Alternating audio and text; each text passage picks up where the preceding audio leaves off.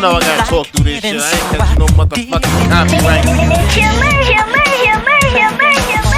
Shout out to Mike. Know y'all remember this? We here tonight, baby. Late night chill. Wake the fuck up out there.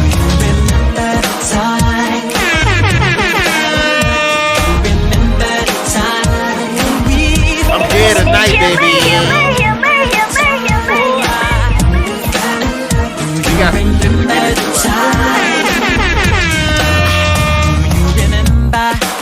I damn.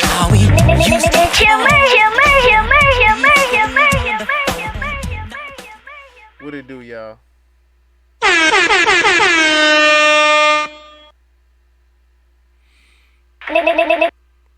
What it do, y'all? What it do? What it do? Salutations, everybody. Salutations. Late Night Chill, episode 4. I am back, biatch. What it do, everybody? First time, last time listeners. Hope everybody out there is okay. Hope everybody out there is alright. You know what I mean? It's almost 12 o'clock here. You know what I'm saying? Shout out to everybody tuning in. Or not tuning in. You know what I'm saying? Y'all know I'm be giving the fed. I speak with mine. But, we're gonna get into it. I had to cut that off. I couldn't play that whole thing. I wanted to play more of it, but, you know. You know what? I got something special for y'all real quick. I got a couple of special things for y'all tonight. We're gonna get into Partisan Fontaine record and Megan Thee Stallion record in a few. What else we got? We're gonna do Drake album review. Cause fuck it, why not? I started not to. I started to say I'm not gonna do no more. I ain't want to do music reviews no more like that. If y'all notice, I haven't been doing a lot of music reviews, like playing music like that. I just been talking for the simple fact that YouTube won't always give me for these damn copyrights, and I ain't on too much shit. I'm on YouTube right now. You know what I'm saying? I'm on Spotify and Apple Music. You know what I mean? But I can play the music on there. I can't play it on YouTube and Twitch, evidently now, since they have Twitch Music and shit. Now Twitch Music. That's why I was yelling and shit over that. Remember the time, because I was like, y'all not gonna get me for this. Hell nah. Hell nah. That's Mike too. That's worse than listen. If that was Marvin Gaye, I probably would have played 20 seconds of that. Y'all lucky y'all got the first verse of Mike. I'm telling you right now. I wasn't even gonna play the hook, but just remember the time. I can't not do that to y'all. So what else I was gonna do? Oh yeah. New music by moi. Y'all let me know what y'all think.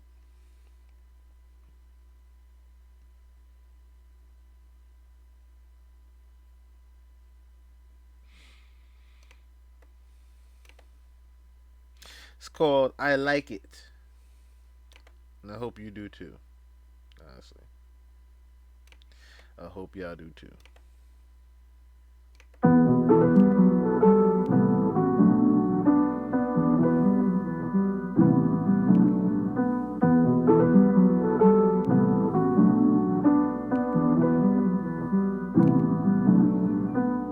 This shit different, I've been missing all this fun for real.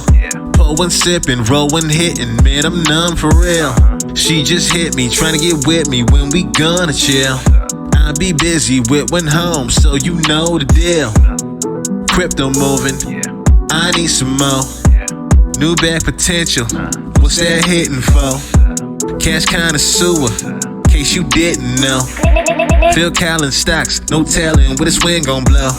Don't give a damn about my past. Bags in my face like I just crashed. School's out, bitch, I got no class. No hurry, this game bout who last. My life been moving too fast. Slow down while I hit on that gas. Y'all coming cold to me like mash. Feel like sanitary, y'all so trash. Mixing my glass like chemists. About my money and about my fitness. Sorry you can't get with this, man, but tell like, yeah, I did this. Can't say I don't handle my business. I'm in this, Lord is my witness. Tryna flip these tricks, no gymnast. Need money for fam, that's endless. Finally, I'm feeling good, but I like it though. I like it though. I like it though. Never seen nothing like this, but I like it though. I like it though. I like it though. This feel too good to be true, but I like it though. I like it though. I like it though. Finally, I'm feeling good, but I like it though. I like it though. I like it though.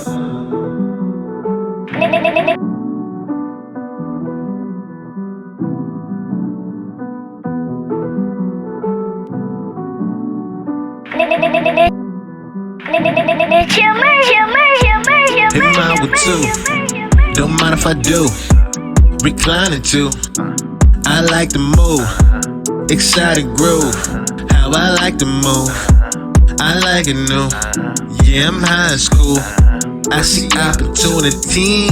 Birdman rub hands. I'm a star, won't you believe? But I've been up, man. Dollar signs in my eyes. Let's see what's up then. Life ain't easy, gotta go hard when this shit get rough, man. Legacy, legacy, legacy. 35 ain't many left for me. Home with I leave behind heavily. I'll do this shit to the death of me. Could've been hit with a felony. Don't give a fuck about what Twitter been telling me. Heavily on let it go, baby, let it be. I need to chill out and focus on better me. Mixing my glass like chemists. About my money and about my fitness. Sorry you can't get with this, man, but tell like, yeah, I did this. Can't say I don't handle my business. I'm in this, Lord is my witness. Tryna flip these tricks, no gymnast. Need money for fam, that's endless. Finally, I'm feeling good, but I like it though. I like it though. I like it though. Never seen nothing like this, but I like it though. I like it though. I like it though. This feel too good to be true, but I like it though. I like it though. I like it though. Finally, I'm feeling good, but I like it though. I like it though. I like it though. Finally, I'm feeling good, but I like it though. I like it though. I like it though. Never seen nothing like this, but I like it though.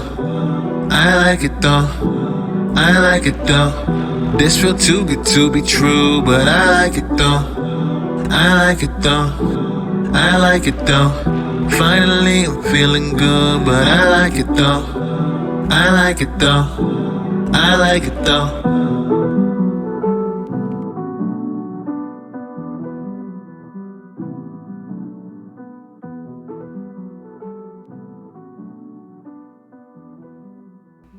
That was brand new music by your boy. By your boy. Yours truly, Chill Murray, the host. Hope y'all like that. That's on Spotify.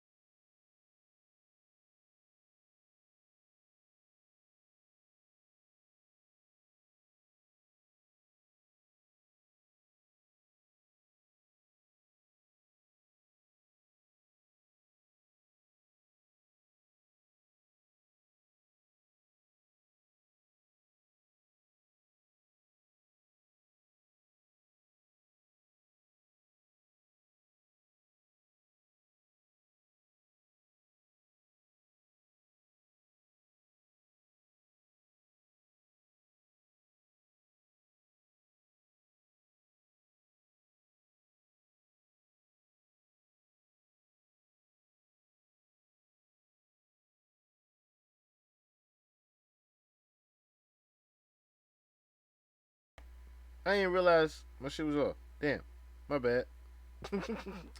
But if my shit was off, brand new music by your boy, your host, Chill Murray. Anyway, it's called I Like It.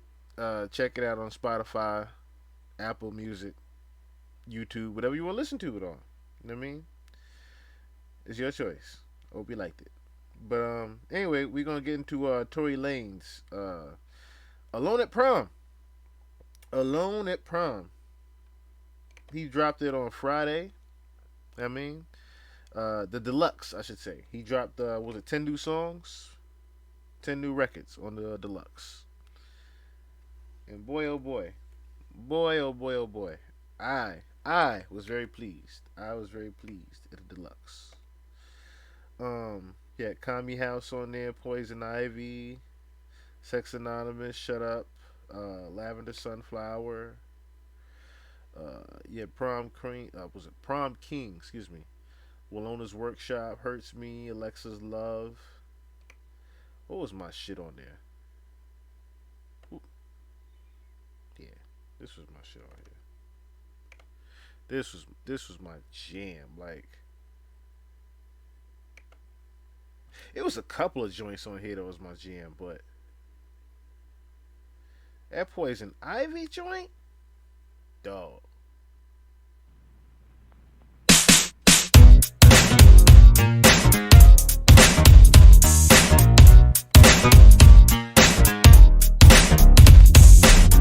And he owned this, so I'm good.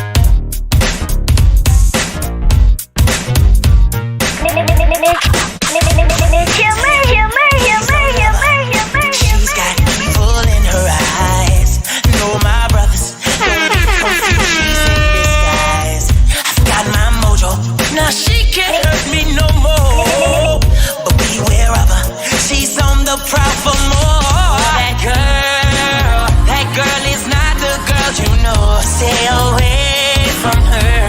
She shines, but she don't glow. Oh, that girl will never let you know. To the day she's ripping out your heart to see. Yeah, yeah, she is burning up my skin, and that girl is. Girls like poison ivy, and I can't let her burn me again. I can let her burn me again. Girls like poison ivy, and she just keeps burning my skin. Burning up my skin, and that girl is. Girls like poison ivy, and I can't let her burn me again. She can be my lover. She can read this in my eyes. I told my mother, and she said, boy, that girl is in disguise. Got my mojo, and she can't hurt me anymore. But beware of her, 'cause she'll be back for more. Oh, that girl is not the girl you know. Stay away. She don't move. Oh, that girl will never let you know. To the day she's ripping out your heart to see. Yeah, girls like poison ivy. Yeah, she is now. She keeps burning up my skin now, now, now. Girls like poison ivy. Oh, that girl can't let her burn me again. I can let her burn me again. Now, now. Girls like poison ivy. She is burning my skin, burning up my skin, and that girl is. Girls like poison ivy, and I can't let her burn me again.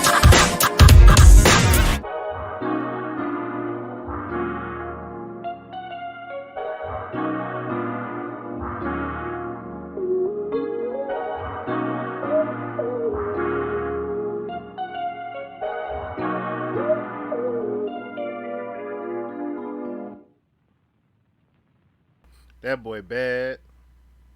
That's a bad boy right there. Tory Lanez, I'm telling you.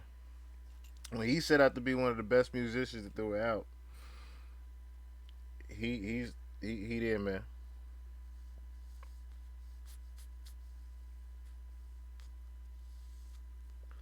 He's definitely there. I tell you, man. That alone at prom. It's a couple of joints on there that's like that too. That's on there. And I was like, yo, he was holding these shits back. He had them in the top. Man. So just imagine what we would be hearing right now if the man was out. Like, mm, So shout out to Tory Lanez. Shout out to Tory Lanez. And I know you probably ain't listening to my podcast right now, but in other news, breaking news. This just came in. Interscope Records co-founder Jimmy Iovine facing sexual abuse lawsuit. A Jane Doe is accusing the industrial mogul of multiple instances. This comes from Billboard.com. Multiple instances of abuse dating back to his time at the label. Interscope Records co-founder Jimmy Iovine is being sued by an unnamed woman for sexual abuse, forcible touching, sexual harassment, and retaliation, according to a document filed in New York court Wednesday, November 22nd. Oh, that was today. Oh. Though the full complaint is not yet available, a summons with notice was filed by the woman's attorneys, Douglas Wigdor and Meredith Firetog at Wigdor Law. The case includes an accusation of multiple instances of abuse along with a specific incident of sexual misconduct that occurred in New York in 2007. The woman is seeking an economic and compensatory damages, punitive damages, attorney's fees, and costs. The case against Iovine is just the latest in a string of sexual misconduct lawsuits filed over the last month against men in the music industry, including industry executives like L.A. Reid and superstar artists like Axl Rose and Sean Diddy Combs, who settled the lawsuit brought by his accuser, former girlfriend and R&B singer Cassie, one day after it was filed. The spike in cases is due to the looming expiration at midnight Thursday, November 23rd, of New York's Adult Survivors Act, which created a 1 year window for alleged survivors to take legal action over years old accusations that would typically be barred under the statute of limitations. The summons effectively extends the deadline to submit a complete lawsuit. Originally a recording engineer, Iovine co-founded Interscope Records with Ted Field in 1990 and went on to launch such stars as No Doubt, Tupac, Eminem, Beck, Lady Gaga. He later became chairman CEO of Interscope Jeff and A&M and co-founded Electronics Beats Electronics and Beats Music with Dr. Dre, which were acquired by Apple in 2014 for a combined $3 billion. Iovine served as a creative consultant for Apple Music until August 2018. My, my, my, my, my. My, my, my. That's what the industry got me saying now. My, my, my. And that was one of the reasons why I felt the need to even do the podcast the way I did the other night. Because I was saying to myself, you know what? As I said, and we're going to get into that too. As I said on in the comments on the Patreon today and yesterday, I was disappointed in the journalism of Joe Budden. I was heavily disappointed in the journalism of Joe Budden for the simple fact that you, my man, have always stood tall on the mountain and waved the flag of freedom, of speech. You have always told us to never tuck our tails and say, fuck them and suck our dicks. That is the message that you have spread to us podcasters, sir. Now, I understand you want to protect your peace. And I highly, highly recommend you do that. I agree with you on that. So I do not fault the reason why you edited the podcast and decided to put it also behind a paywall. You decided to put it behind the Patreon paywall. But what was even more disappointing was that you put it behind the Patreon paywall and didn't say anything because it was edited. So you didn't put it behind the Patreon paywall for the Drake review because you didn't say anything on the Drake review. You didn't want to say anything on the Drake review. But you knew everyone wanted you to say something on the Diddy Cassie case, right? And I knew you were not going to say anything. How did I know you weren't going to say anything? Because episodes of the Joe Budden podcast have aired on Revolt TV. That's why you didn't say anything. You were at the Revolt New Year's party, which ironically months after that, Roy and Maul left. But we won't get into that.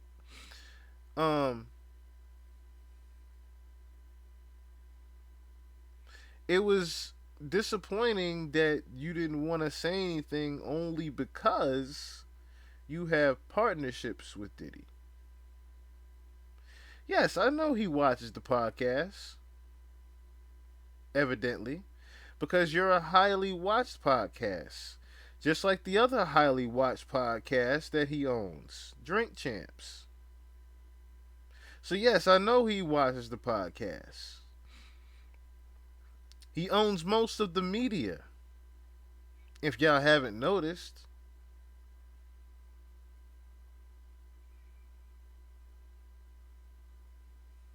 $1 billion network. Man was close to buying BT. Okay? Just to understand something. But, I'm not gonna get off topic. I ain't gonna get off topic at all. We're gonna get right to it. They got me feeling like I'm academics. Can't ride no way. Okay, let me go back to my man Joe Budden. Apparently, which I think Joe must have leaked this, right? So remember Joe was like, yo, he ain't really say much on the Diddy thing. Apparently they had edited out a part that was on Diddy and somehow it got leaked, which how could it get leaked unless Joe leaked it or somebody in the team leaked it, right? So this is what Joe really had said about Diddy. Let's see if you guys agree. Which, let me just also add, they joked about that on the podcast today. Oh, the leak got out. We don't know how it got out. Yeah, shout out to Ice. Y'all joke. Then Parks jokes about it. Yeah, shout out to Ice. Who Parks has the files and shit, right? Evidently, someone on the pod leaked it on purpose. But, just listen to what was even said that was leaked. It's all coming out now. Big Rat? Yeah. Oh. Ice, baby. Oh, sugar. Oh. All right, stop. Collaborate and listen. Ice is back with a brand new edition. Something grabs a hold of me tightly. It's like a thunderstorm daily and nightly. Will it ever stop? Yo, I don't know. Turn off the lights. Come on, Ice. That was your inspiration? That was your inspiration? I thought that's what you were named after. Yeah, me too. Oh, named after being a crystal meth dealer. Oh, shit. Okay. It's a joke. Who did he hang off of the balcony? Come on, let's get to the explosive news. Making its way all around the town. Cassie and Puff. Yeah. I read. Yo, they did that throughout the entire part. Even the unedited version.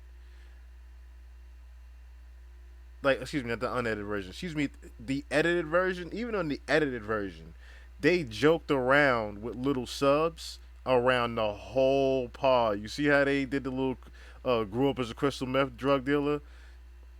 Puff's dad. I mean, who did he hang off the back? Like, it was, they went to it. Even Joe's intro of the pod where he played some Heavy D. That's the thing. Joe knows.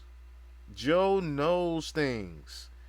You know how I know he knows things? Because also during the intro, he played the instrumental of Usher. She knows.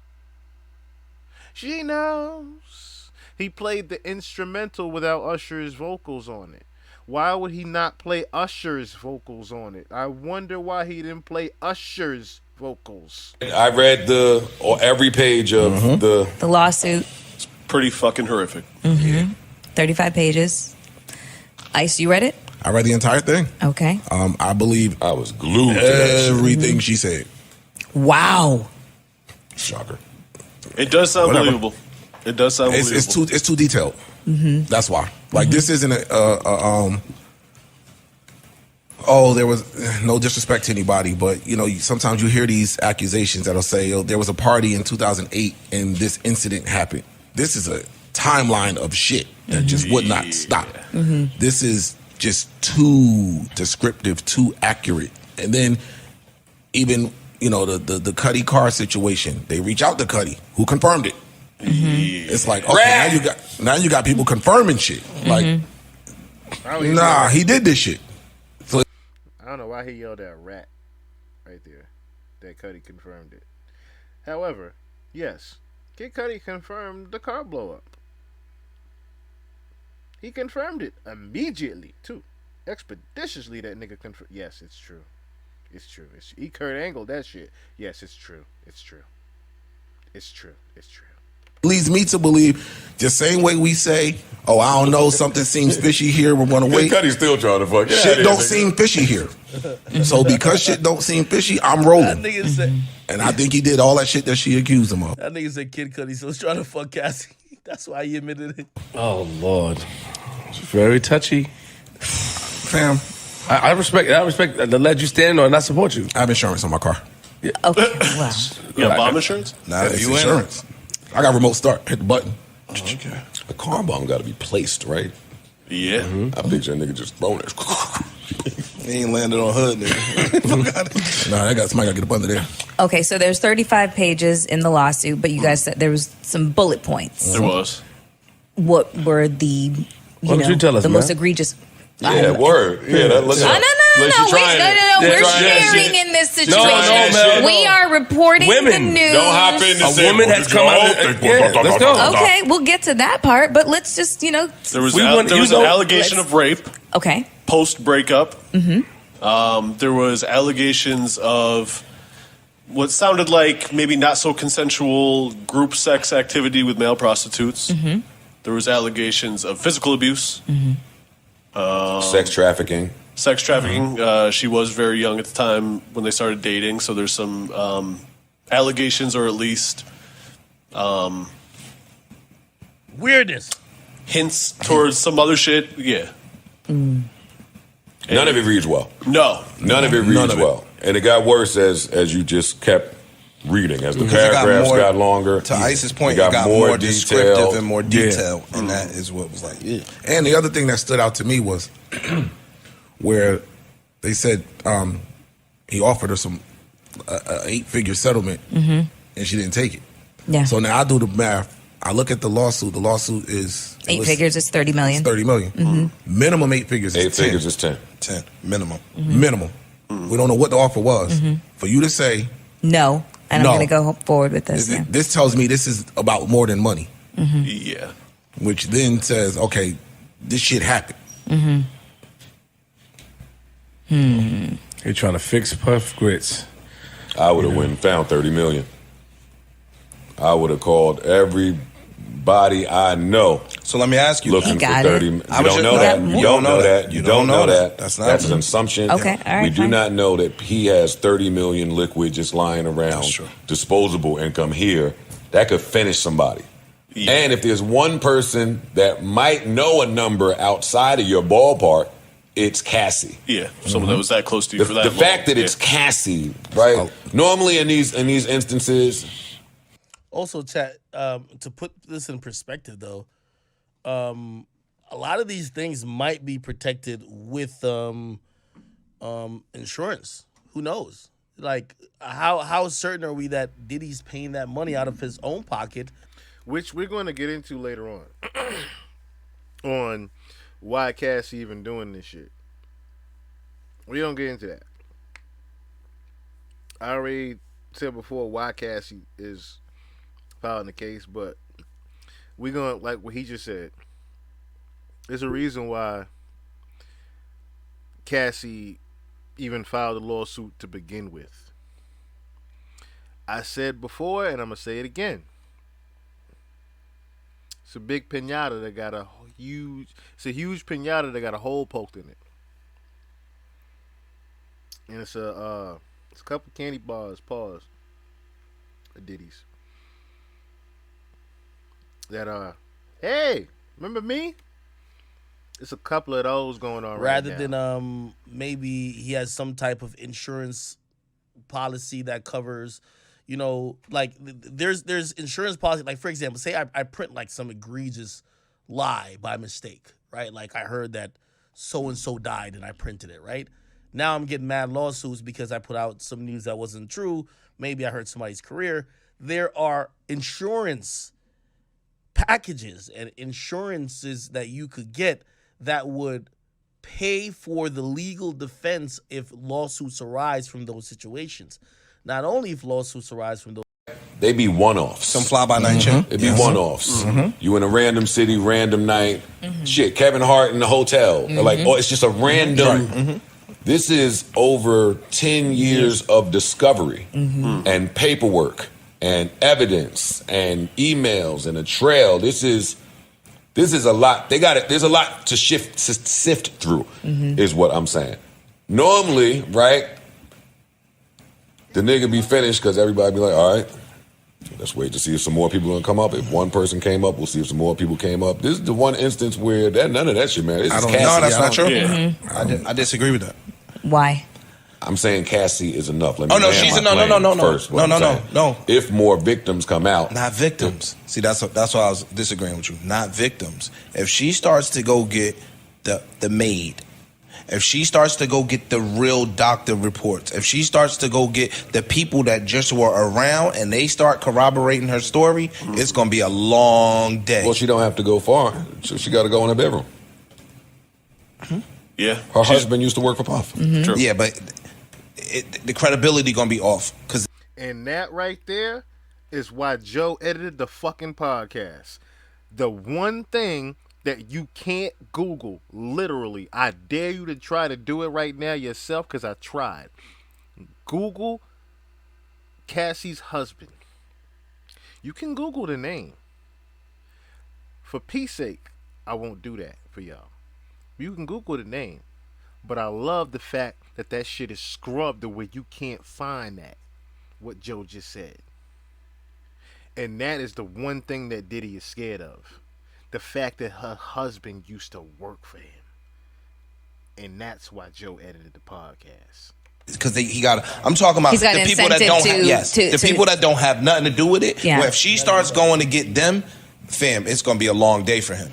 I think it's already a long. I mean, it's already a long And day. a lot of people came out in support of her. A lot of ex-Bad Boy members. I saw Aubrey O'Day. Aubrey O'Day. Said- All of Danity Kane kind of Said said something about the whole offering of the pub back came with the stipulation of an NDA. Now, She didn't take it. no. Ironclad, 90-page, whatever she said, NDA. That's what Aubrey O'Day said. Yeah. So now, if you want to look at it through that lens, which a lot of you people you have to assume that Puff knew something was coming down the pipeline. Actually, they said she's been trying to get $30 million for 6 months. So that's 6 And threatened months. to sue. Let's throw an extra 2-3 months on top of that. All right, let's. The biggest reason Joe couldn't say anything and he edited the podcast, you heard it there. And this is why I started to even give credit to things. As a journalist, Joe started to get to it. You can hear it. He started to speak very freely about things on the pod. He started to even get into what he might even know. He really started to. Because he even started letting out the information of the Danity Kane. The former girl that was on Danity Kane, like, no, get it right. It's a whole 90 page. He started to get into the details of the game. That is what we wanted to hear from Joe. And he chose to edit it for the sake of protecting his peace. Like I said, I commend him and I agree and I understand why he did it. I was just disappointed as a fellow journalist that he didn't go further into things and continue to stand on business. I wanted him to stand on business the way Ack been standing on business. The way a lot of people been standing on business. But I understand why you couldn't stand on business, because you are still in partnership with Revolt. So you are not allowed to really say much. And don't take my word for it. I know Chigs is in here recording this. No Chig Smooth in here, right? So whatever you say, you know, Chig gonna have everything up there. Whatever Take your buddy's word for it. you say, Chig's gonna be on YouTube with it, man. The game is the game. So after Joe Budden caught backlash last weekend for refusing and also taking out the part in the podcast where they spoke about Diddy and his allegations with Cassie, a lot of fans were pissed off. They said, wait, why doesn't Joe go in on Diddy the same way he would about anybody else? Joe went live that same night and made a statement telling people, yo, the blogs are not going to use me as a sacrificial lamb. A lot of fans still were not happy about that. They still wanted to hear Joe's take on his mans. Being a podcaster, part of it is being transparent to your audience, speaking to them like it's just you and them in the room. Well, today on the JBP podcast, episode 677, make sure you guys go check it out. Joe addresses some of those backlash. Joe gave out 4 detailed reasons as to why he did what he did last weekend. Here's what he said. So tell us why you did it, because you wanted to. Now you're about to explain. Oh, man. Well, I did it for legal reasons. One, I did it for a myriad of reasons. But first and foremost, the legal portion, which is, y'all ain't about to clip me up or clip us up or clip this set up and just attach it to whatever story and narrative you want to attach it to.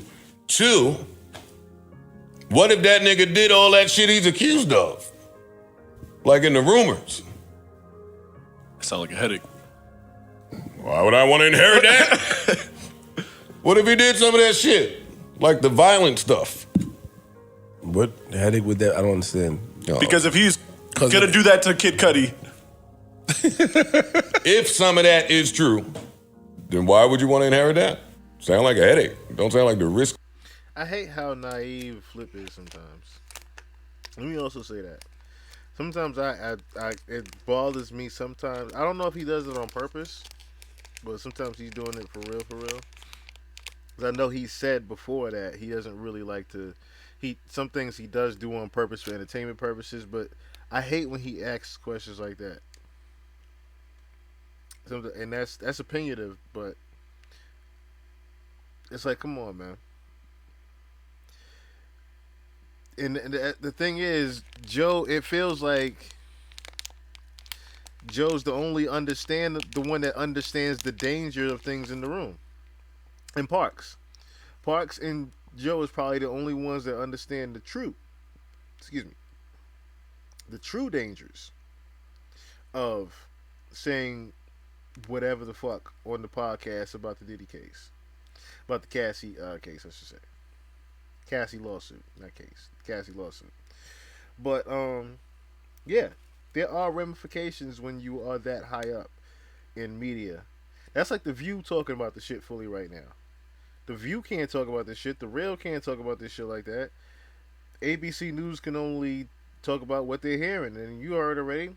Oh, lawsuit settled. We ain't gonna say this shit no more.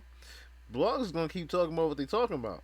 But as far as like the main outlets and news, ain't nobody gonna keep talking about this shit like that. Ain't nobody gonna keep talking about this shit like that until shit go to court now, or something else happen. And the only other thing that doesn't happen now, like in the beginning of the pod we talked about, was Jimmy Iovine, and now everybody's like, yo, it's a whole string of these niggas getting caught now.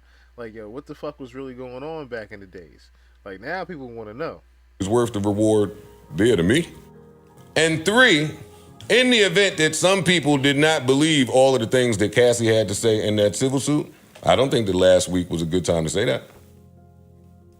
That seems foul and flagrant and insensitive. We didn't do that. 4th. That was 4. Oh. It's a bunch. I could do this all day long. Keep going. I'm listening. That nigga listens to this podcast. What that mean? Let's go, Ice. It means that if you have never been on the other side of just accusations and stories being put out about you, and now having to hear the news cycle of people that you know and how they report on it, there's a responsibility that comes with that. And regardless, the internet, again, like I said, has the luxury of forming an opinion. Now, in the video that I made last weekend, I told you guys the only way Joe can beat this is by telling the audience, yo, Diddy is my ex-boss. I know him personally, so I gotta handle this situation with care. Just keep it real with them and tell them, bro, I can't do that to my mans right now. Thank you, Chigs. Thank you, Chigs. Thank you, Chigs, for saying the one thing he couldn't say. And that was the thing. Everybody would have respected it a little bit more if you would just came out and said that shit. I mean, everybody got to just read between the lines though at the end of the day. And I always say that shit too. Don't just take niggas' words for it. Take niggas' actions with the words too. Like, that's the real shit right there. Take a nigga actions with the words. Don't just take the actions. I mean, because even the habits, you know what I'm saying, could change by a nigga speaking it into existence too. You know what I mean? That's real shit. That's deep shit. But at the same time, you gotta understand, Joe was never gonna say nothing. He was never gonna say nothing. I knew that, and I proudly walked away from being a subscriber today, only because, like I said, the podcast has been number one getting dry as far as him not wanting to say things about certain things. I've been noticing that recently. He's been getting less and less. He's been getting like this recently, more and more, as far as not wanting to say nothing. And that's not to slander. That's just to say, my whole thing is, if everybody else said the same thing, if you're going to talk about everybody else, you might as well talk about your peoples too. You know what I'm saying? And it's not even talking about your peoples as far as slandering them or defamation of character or whatever the fuck it is. I know how that shit goes. You know what I'm saying? That's why I did the pod the way I did the other night. You know what I'm saying? I'm not saying nobody did anything. I'm not saying nobody saying anything. You know what I'm saying? This is just my plain opinion, brothers. So podcasting is. Give you your opinion on things. Opinions are like assholes. Everybody got one, right? But yeah.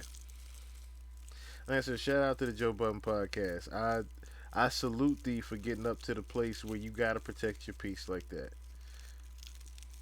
I be house browsing, looking at luxurious shit. Shout out to Inez Yilmazar. Excuse me, Yilmazar.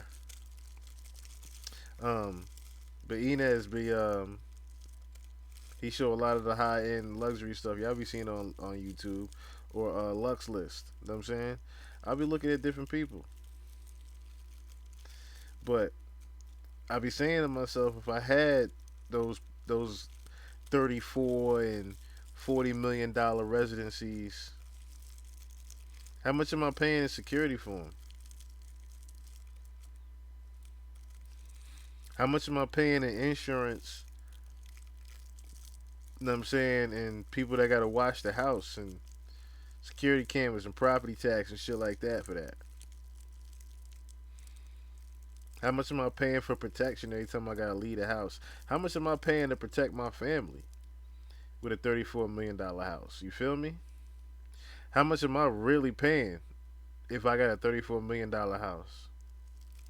I'm paying way more than that $34 million, I think.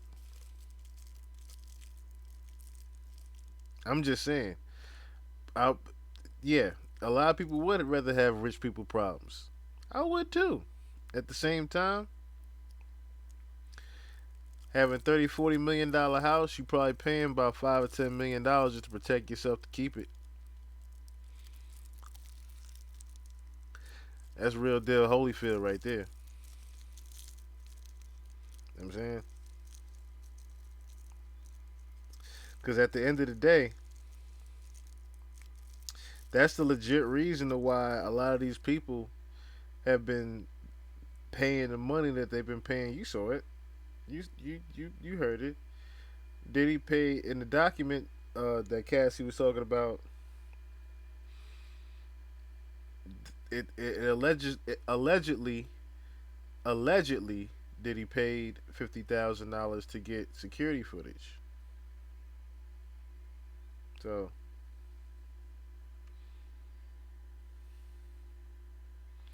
people pay a lot of money to protect their money. They pay a lot of money to protect their money out here. At the end of the day.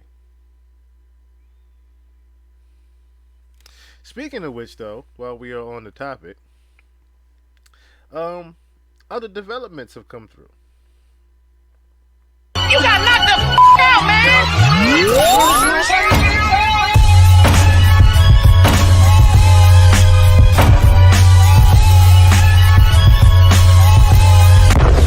What's going on, y'all? What it is. So let's go ahead and slide on this topic. And I want to talk about some interesting information that slid across my desk that involves Kim Porter, Diddy's new baby mama, Dana Tran, and Cassie. Now, before we get into this invigorating email, and I'm telling you, this email is astonishing, guys, to say the least, I want to talk about a few things that transpired within the past 48 hours in regards to Diddy. So a couple of days ago, there was some audio that resurfaced of 50 Cent talking about some disturbing photos that he received of Cassie basically taking D. And so, guys, I want you to take a listen to this audio, and then I'll be right back. I remember this. Man, I don't know.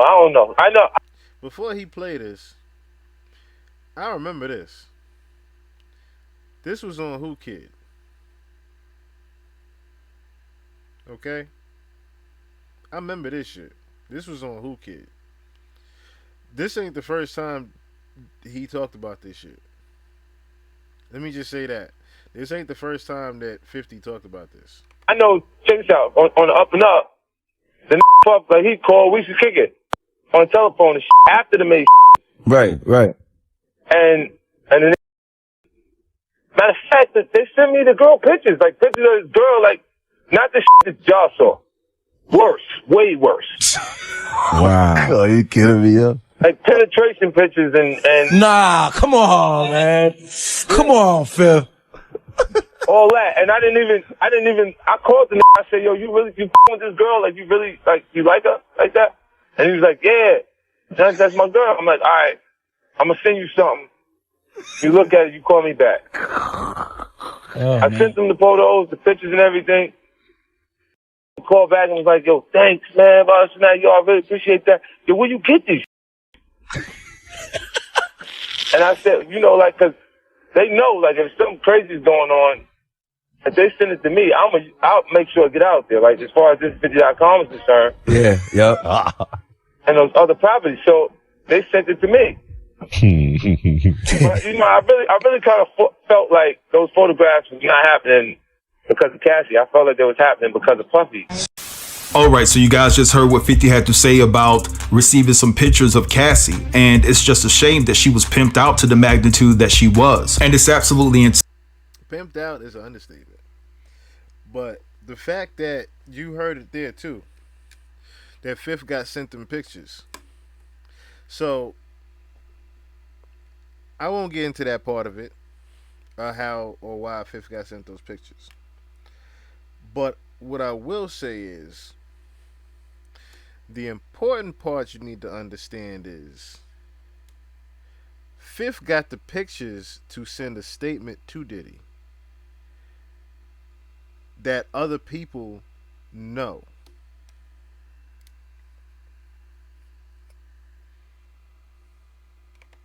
Be very clear when I say that. 50 got sent those pictures to send Puffy a statement that, hey nigga, Don't slip. You got some important information with you. Do not slip. You ain't the only one that can get access to this shit. Thing to hear 50 explain that Diddy tried to act as if he didn't know where the photos came from, and we all know that 10 times out of 10 those photos were not taken without Diddy's permission. So this is no shade or no disrespect to Cassie. This is all about how Diddy treated her. I feel that Diddy treated her like Cassie was his human trash bag. Now, another thing that I want to touch on is the fact that you have this young lady that came forth, and basically she talked about an experience that she had attending one of Diddy's parties. I want you guys to take a look at this, and then I'll be right back. Not me forgetting that I was drugged by Diddy's people at Ultra many years back. Yeah, I've lived a few lives. One of them involved Diddy because right after he dated Cassie, he started going out with this influencer girl. She's awful. Went to Colombia with her and a bunch of her friends, and the story time with that is actually insane. At that time, she was dating some drug lord from Colombia, Celas. So we were on yachts and at their private estates, but at this point in time, she was dating none other than P. Diddy, who everyone loved, you know, a la white parties, etc. But something about him was a little off. Also, his son was always hanging around all the models, and it just felt weird because that was his only reason for being there, was being Diddy's son. And yeah, that same night, I was drugged in my drink. And I was supposed to go to a party, and thank God I was with my friend, because then I ended up going back to the hotel with her. But yeah. All right, so you guys just heard that. Now, even though Diddy didn't directly do this to her, it's the culture that Diddy creates when he throws these crazy white parties and other parties that he throws. And so the culture that surrounds him is enabling people to embark on the things that they've been wanting to capitalize on in regards to violating young women, in my opinion. Now, another thing that came out on yesterday that's incredibly sad is the fact that back in 2009, Diddy made Cassie get her chest done, right? So he wanted some type of enhancement done. And so when she went to go get it done, he didn't like it. And he made her go back within a week to get it fixed. Child, surviving Diddy is on the way, because ever since Cassie came out with the lawsuits, everything has been coming out. Diarrhea of the mouth, and I love to see it. So apparently, allegedly, Diddy... The pinata is leaking. It is leaking heavily. Okay? There's a lot of people that's going to come out and say things. Okay? I'm going to say one name, and I want you to remember this name. Farnsworth Bentley is going to be making a statement very soon. I guarantee you, if he doesn't make a statement, I guarantee you Farnsworth Bentley's name is going to come up very soon. So you heard it here first. There's more information that's going to be coming out soon. And I guarantee you Farnsworth Bentley's name is going to be in it.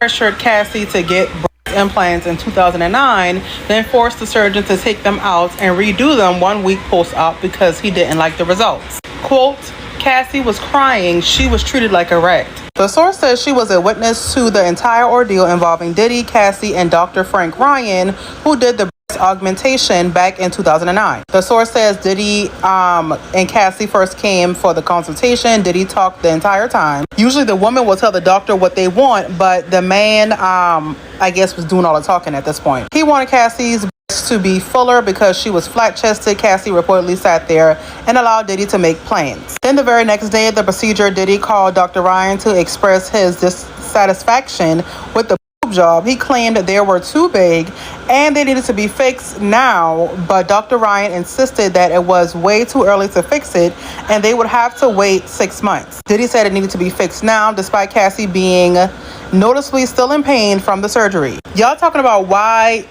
she didn't leave? Because he had full control. She was a child. She was literally a child turned pre-adult. She was still a baby. He made it so that way she would rely on him for every thing. And when she tried to get away, Allegedly, he threw glass at her in the middle of the night. How you in a deep sleep but you wake up because you hear footsteps of somebody trying to leave? And you was sleeping? Child, anyway, so the doctor said, to me, watching this, it was so cruel, so horrible. She was treated like a rat. It was literally like her voice was snatched and there was nothing she could do.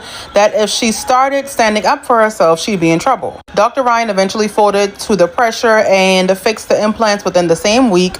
The source said Dr. Ryan felt terrible for this, but he had no choice. Sir, I don't care. You would have to beat me up, lock me up, do something because I was standing on big business. But I understand people be scared because he is a dangerous man. But still, go to the police.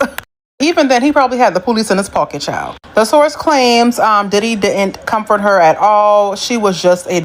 He felt bad for her. Cassie was not talking at all. She was crying, visibly traumatized, but she wasn't saying anything at all and just going along with whatever he said. Privately, Dr. Ryan told me this was that I can't even believe this. He was saying, poor Cassie, this is awful. All right, so you guys just heard that, and it's just so disturbing on so many levels. I'm lost for words. I don't even know what to say here. I'm angry. My soul and heart aches for Cassie because she went through a lot. You know, I can't believe that she's not pinned up in some psych ward right now, because there's a lot of women out there that couldn't have endured what she has and still be mentally stable right now. What that lady was reading was also in the court documents, which, like I said, I only wanted to read some of what was in those court documents, like I said, out of protecting the peace of things for Cassie, as well as protecting, I guess you could say, doing things in the right way of the court of law. That's why I didn't want to show the actual court documents on the podcast like some people were doing. I just read the documents that were out there on Google. But this is, like I said, a lot of people are going to start showing up from the past. This shit is going to start like the fucking Scrooge and the Ghost of Christmas Past right now. I'm telling you. It's about to start looking ugly out there. Names are going to start fucking dropping out of the fucking sky. I'm telling you. And all of those names have information about things that happened back in the day. This is not a coincidence that all of these people are suddenly starting to get accused in allegations out of the fucking blue. Because things happened back then that people are now able to talk about. now. You know, I just don't understand how he keeps getting away. But hopefully we're going to keep the faith and we're going to remain positive because we believe that it's all going to come to an end. I believe it. I hope you guys do too. So guys, what I want to do right now is go ahead and get into this email because it's rather long. This is some information detailing about his baby mama allegedly being involved in terrorizing Kim Porter in her final days. Now, Dana gave birth to their daughter back in October of last year. And when the news first hit that Diddy was actually having a baby, a lot of people were shocked because they had no inclination that Diddy was even dealing with this woman, of course, right? And so it was put out there that this was just a one-night stand and she got pregnant and things like that. But I'm told differently. I'm told that Diddy and this girl by the name of Dana Tran, they have been acquainted for quite some time. So let's take a look at this email and let's dig into it. So it says here, hey, my guy, I was reluctant to hit you up given the fact that the holiday is approaching. And as a matter of fact, I was contemplating on waiting until Friday or so to email you. However, this information is just too hot to sit on. I was put in contact with a guy that used to work for the same cybersecurity company that Diddy's recent baby moms used to work for, and he coughed up some pretty compelling information. I sent his name and contact info along with a PDF copy of some documents that is attached to this email. Do not share this information or these files just yet. But man, he is saying that Dana Tran met Diddy back in May of 2017, despite all the rumors that she got pregnant during a one-night stand. Dana did not get pregnant until the beginning of 2022, and she gave birth to their child in October of 2022. In fact, Dana had been responsible for tracking Kim's every move up until Kim passed away. Diddy reached out to the cybersecurity company in question initially for consultation about their services and eventually ended up meeting Dana. I'm told she is responsible for hacking into Kim's mobile devices, laptops, and having Kim followed.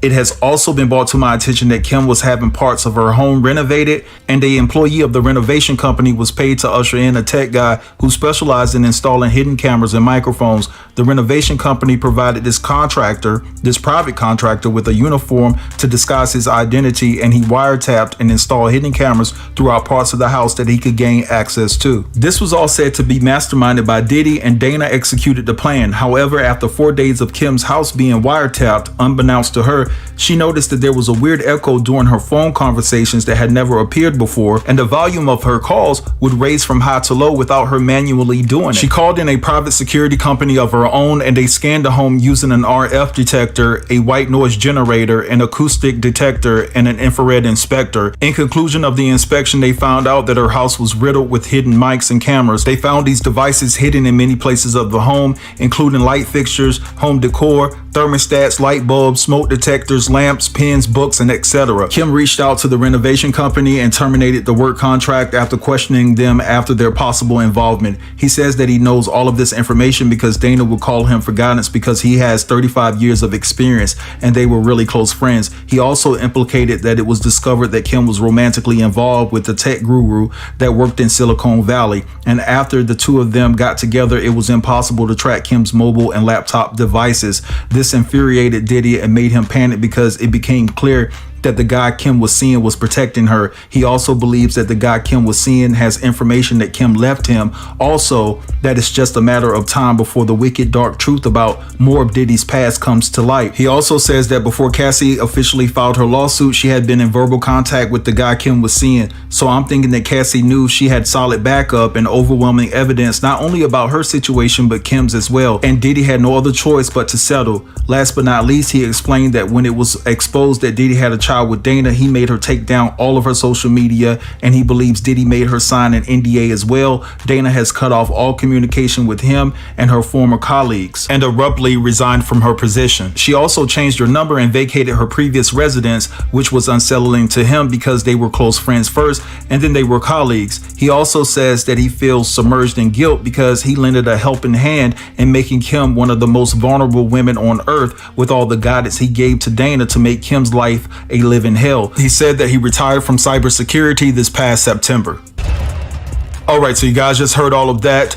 I have this information. I'm going to dig a little bit deeper because there's definitely a lot of things that have been left out. We need to know like what was uncovered during the time that they were watching Kim or that Dana was watching Kim. I believe that there's more to this, but at the end of the day, this is the... At the same time,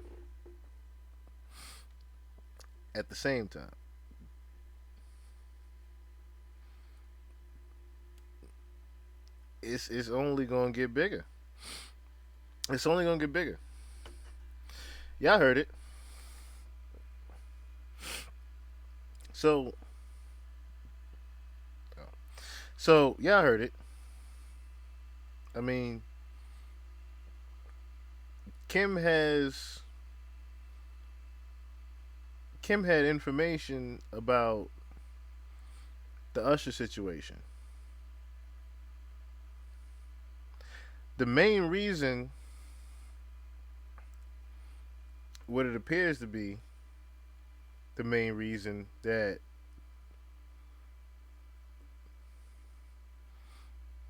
happened was for the simple fact that she was being tracked and could no longer be tracked. So somebody got a little bit upset and said, "Hey, the hell going on here? I'm paying too much damn money for this. What's happening?" So Who knows? We will find out. We will find out. We will find out. But in other news,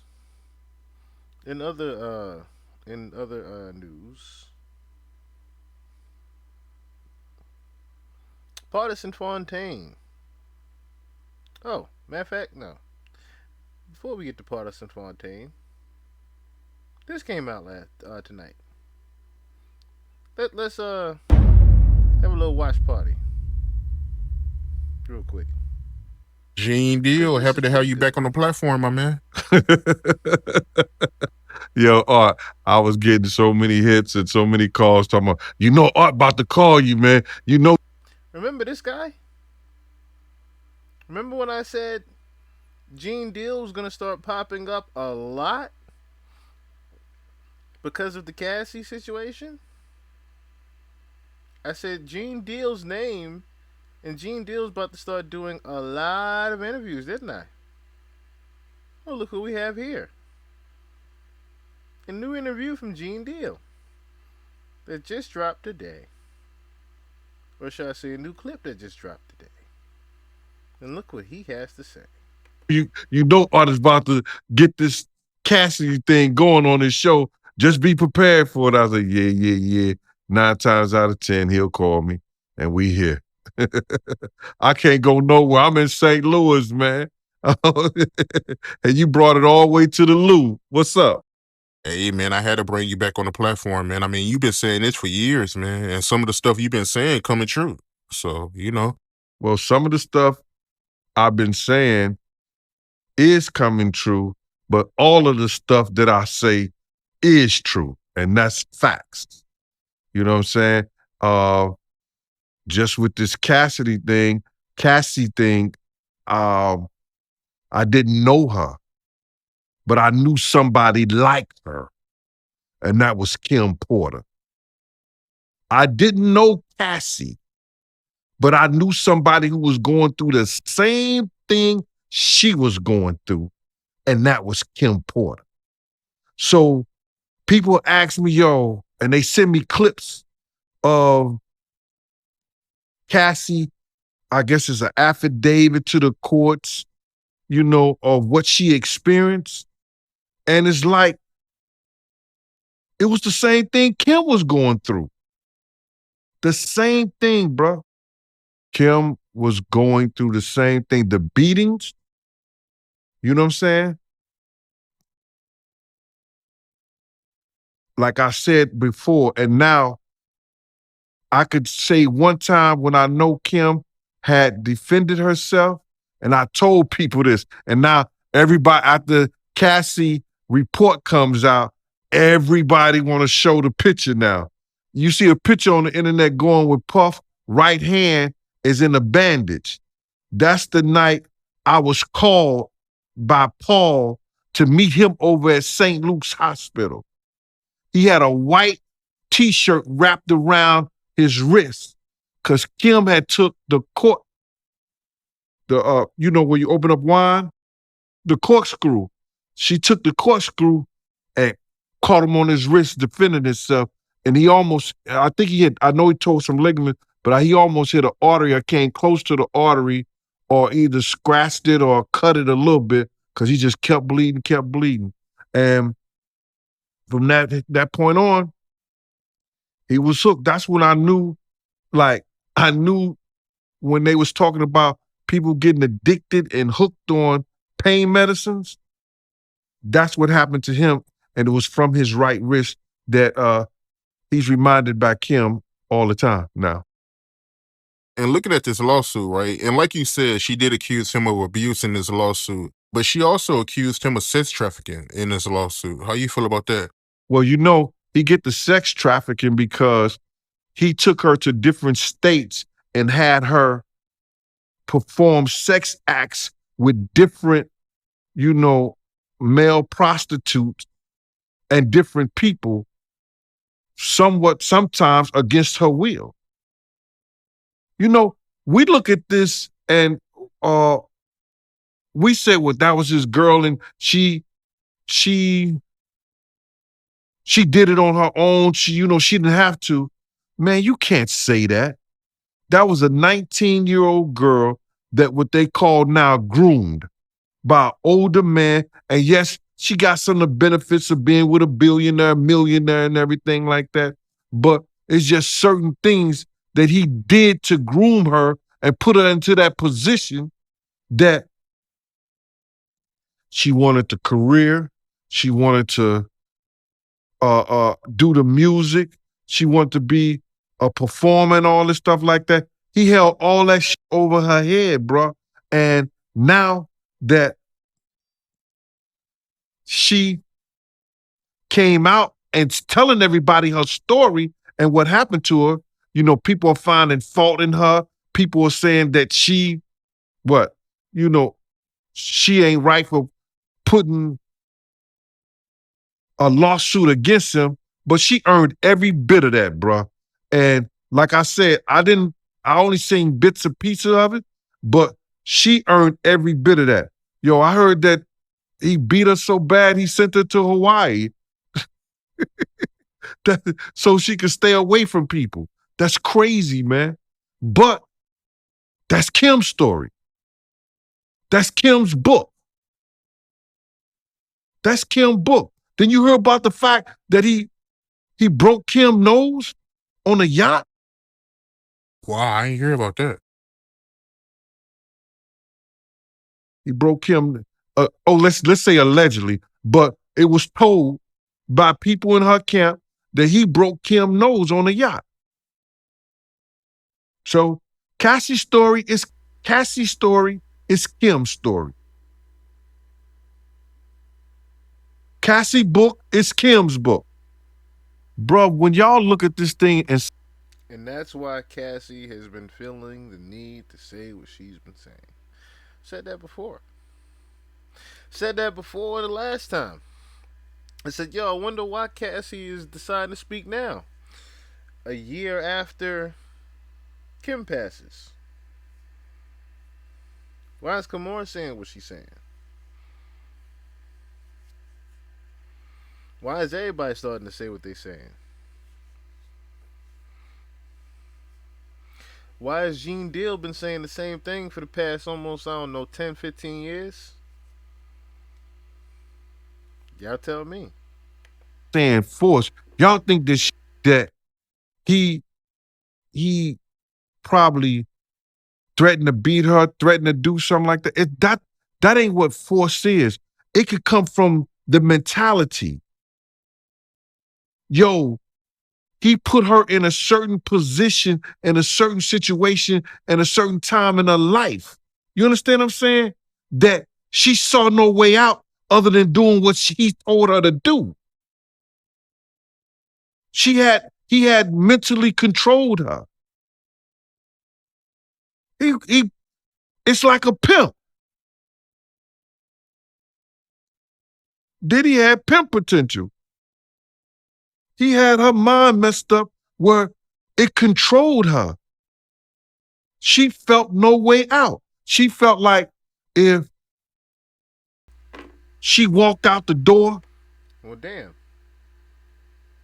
Doesn't that name sound familiar? She felt like it was no way out. As Al B. Shore said, life imitates art, doesn't it? He wasn't going to do the music no more.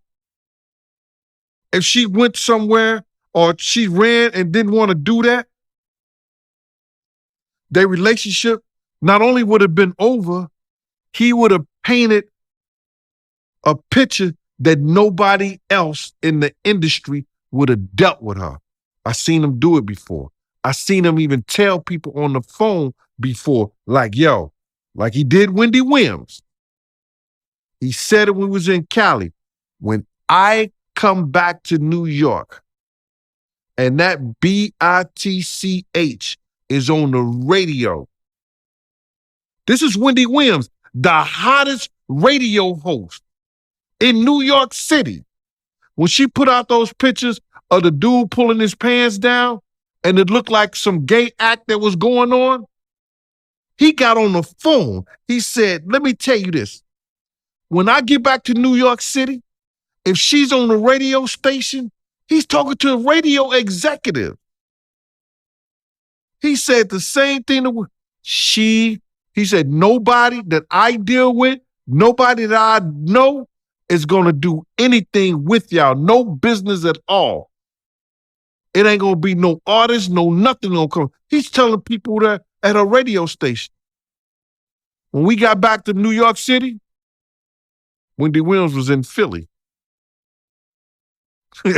at a new station. Let's pause and take a look at that for a second.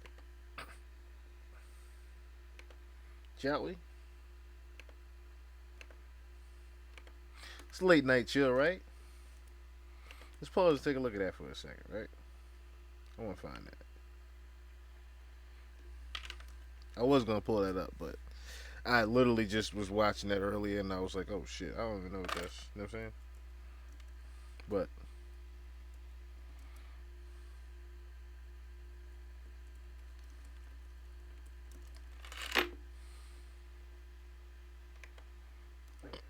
excuse me.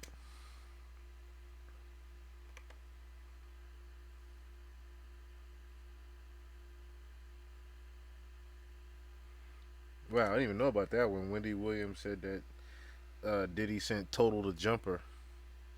I didn't even know about that.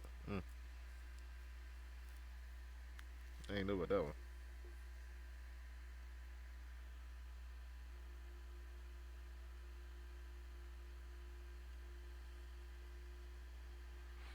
I'm just trying to see if I can find. Well, look, that got wiped from the internet there. That got wiped from the internet right there.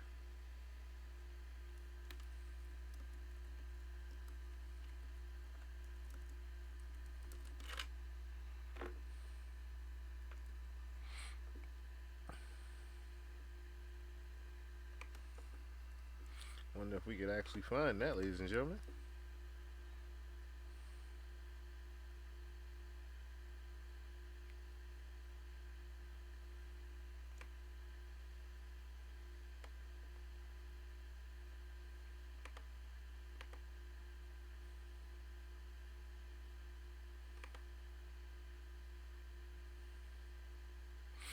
That's crazy. All they're showing me is YouTube videos. They ain't got no actual. That's crazy.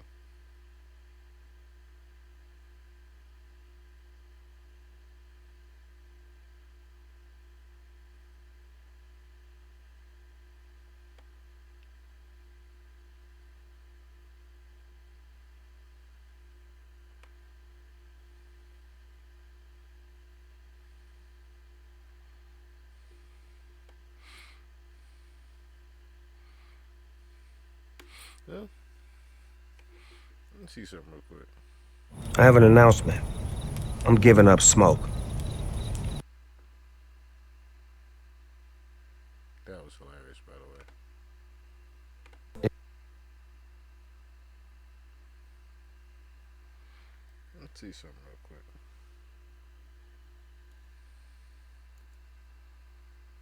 Why not? Why not? Because I wonder about that real quick.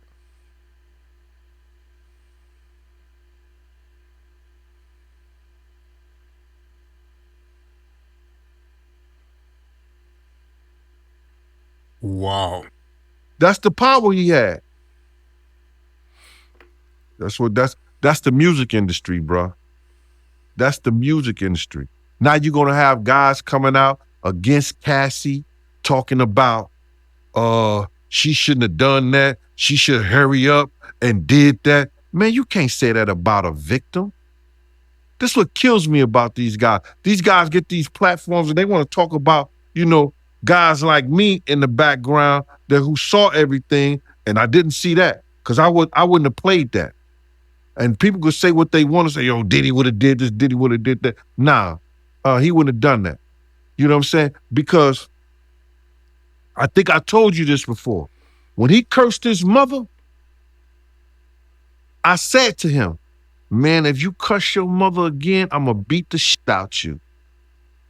He said, well, no, Gene, she always in my business. I said, if it wasn't for her, you wouldn't have no business. I'm saying that to say this to the women out there. If a man disrespect his mother, you just like an ice cube. You ain't got a chance in hell. Do you understand? That man disrespected his mother. What do we care about these chicks out here, these women out here like that? Now, I ain't gonna say that he couldn't change. Maybe he have. He's brother, a doctor, or something love now. But back then, way before Kim, beat the shit out of Misa because she thought she was dealing with Eric Sermon, the green-eyed dude. He's known for shit like that, bro. But it's a pattern. And they caught up with him.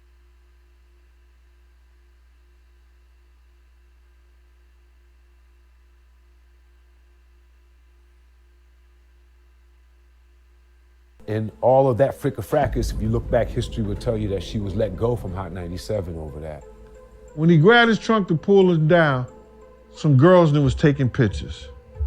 They took that picture and emailed it back to Wendy Williams. Camera said, yo, Puff, yo, you gotta let me film this. The whole thing, we need to document this, Playboy. He was like, So Jamie Foxx suffered a very serious medical emergency that landed him in the hospital. So now there's a juicy link between Wendy Williams and the one and only Diddy, and the internet is on fire with it. Wendy Williams recently called Diddy out on his habit of stretching the truth like a pretzel, and it's no secret that he has a history of doing just that.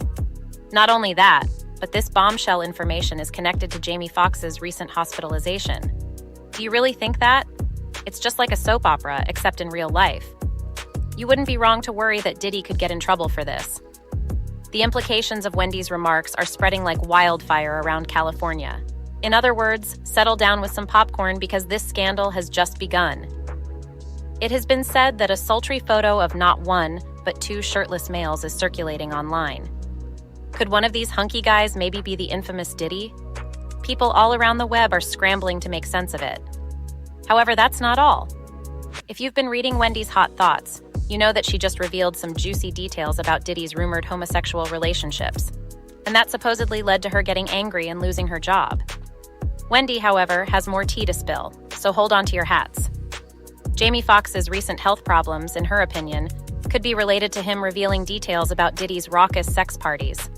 Right about now, you're probably wondering, is this just another baseless rumor? Don't worry, though. Wendy never shows up without proof of what she claims. This time, though, she has Gene Deal, previously Diddy's bodyguard, dishing the dirt. But wait, there's more. Jaguar Wright is another musician that has been leaking juicy details about A-listers like Diddy and Alicia Keys. But Wright has been strongly denouncing this kind of behavior, even when others are silent. And it seems that Deal is on her side as well. It's no secret that Diddy encouraged Wendy to expose his gay activities, which may explain why she began abusing substances. It's tragic that it appears Fox is going through the same thing. In 2021, the well-known host publicly discussed her battles with alcoholism. Well, for some time now, and even today and beyond, I have been living in a sober house, Williams emotionally revealed to her audience. And you know I've had a struggle with cocaine in my past. I never went to a place to get the treatment. I don't know how, except God was sitting on my shoulder, and I just stopped. Williams was trying to get better, according to a source close to her, but no one was ready to discuss the motivation behind her drug use. Wendy has been brave enough to make herself the face of addiction, the source says. It's a disease and a very real and constant fight. It's been extremely difficult to put herself out there and be vulnerable as this is such a private struggle, but it's too important a topic to ignore. She is known for keeping it real. So, we ain't gotta do too much of that, right? Know why? Remember what Gene Deal said? Well, what a couple people been saying about this whole thing about patterns. Notice how there's been patterns with this shit.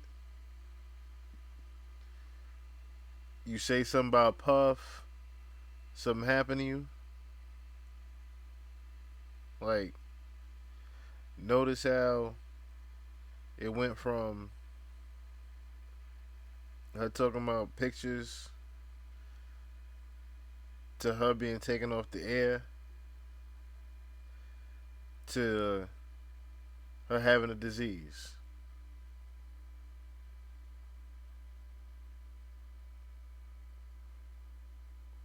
Now her withering away. It sounds quite familiar.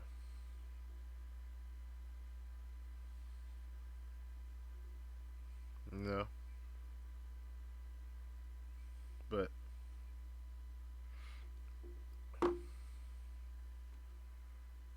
I'm just saying. Sounds quite familiar. Unfortunately. Allegedly.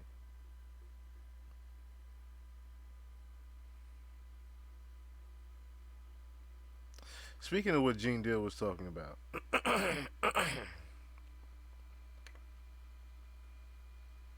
It's a storm show. Ay, it's a storm show. I've always wondered a couple things. Was Diddy messing with Misa when she was in high school? Yeah. Okay. I thought so. So, the reason why he asked that question was because there's a picture going around of Tupac dating Misa. And at the time, Misa was 16. Pac, of course, was much older.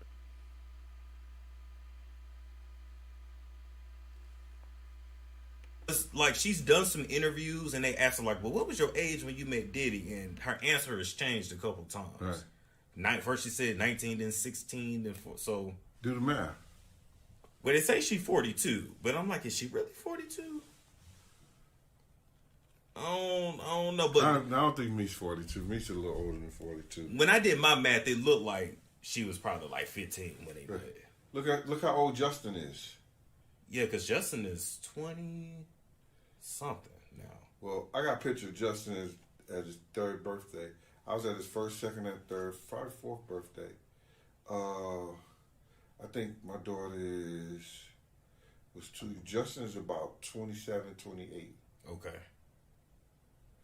Misa had him about 19.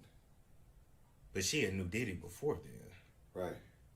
She had been dating him. Right, she had been dating for like 2 or 3 years before that. Okay. So my math is about right. 15, 16, they start messing around. Okay. And Diddy's definitely older than her. Right. So y'all can do the math on that. So we just solved that for you. Cause well, Misa was out there. She was messing with the dude from EPMD. That's why Puff first beat her ass. Excuse me. Sorry about that. No, you fine. Well, hey, tell us that story. I mean, if you want to. But that didn't make the book. That didn't make the book, yeah. Yeah, she was dealing with that dude. Misa was drop dead gorgeous. She still is to this day. No, I don't think so. She, what you call that?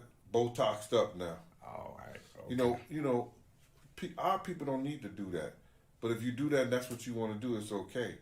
You understand? It makes your face look very swollen. I will say that. Lil' Kim went to Big Kimberly. You know what I'm saying? That's what I say all the time. You know, we don't need to do that. Our people don't need to do that. Let's grow gracefully and use what you got. She don't look like the Misa I knew. You understand? I used to bodyguard Misa, so I know.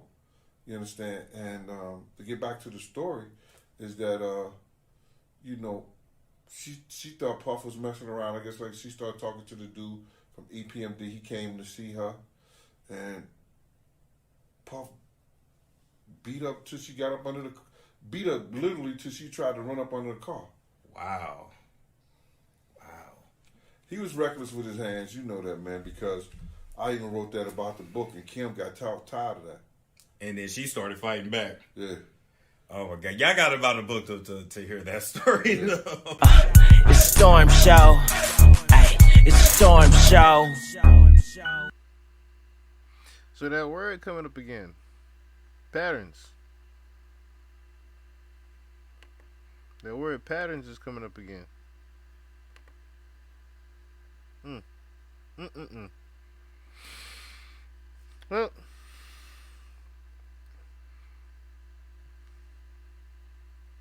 we shall see. We shall see. Is all I can say.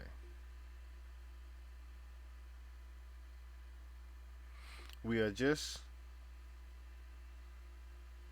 humans with information to share. That's all we are. We are sharers of information. Nothing more, nothing less. Speaking of which,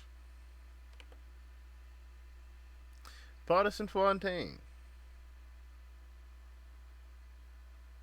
has decided to share information on what he knows about Megan Thee Stallion, so to speak. But in his defense, somewhat Megan started it. So a couple weeks ago, almost about a month now, Megan dropped the record Cobra, and on it, she talked about walking in on Partisan Fontaine while he was getting head.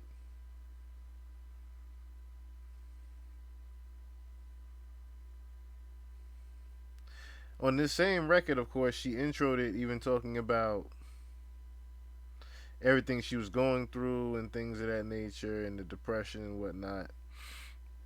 On that record, she also talked about how these women are dying to be me and I'm getting ready to kill myself. So,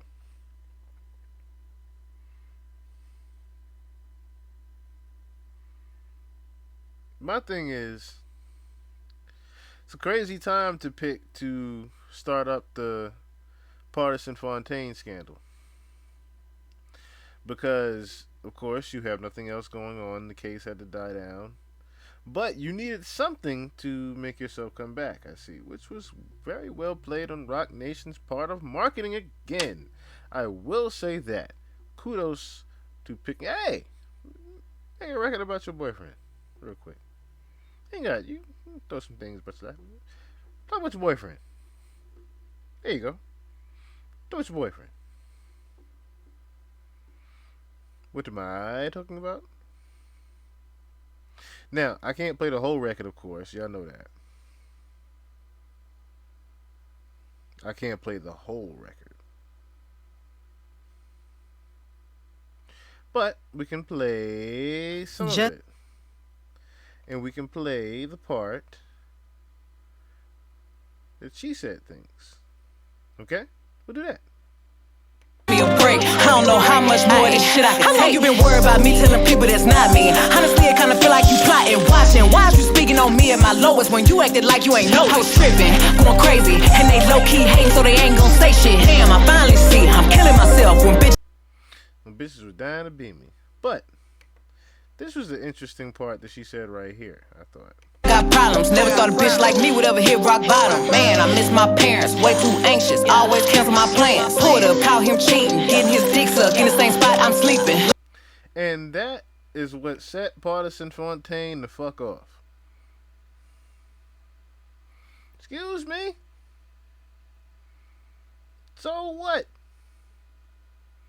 You caught me in getting head in the same bed you sleep. So what? It's my house. This is my house.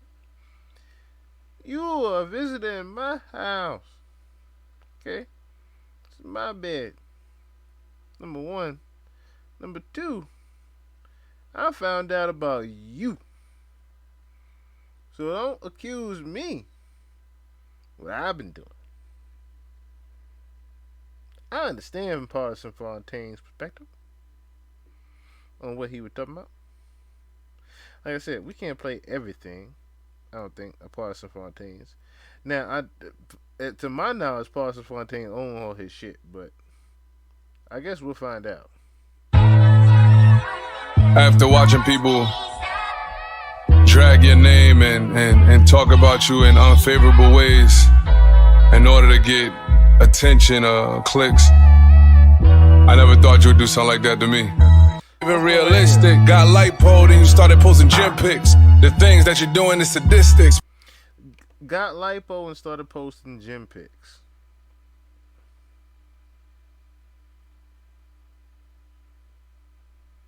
Okay? Got lipo and started posting gym pics.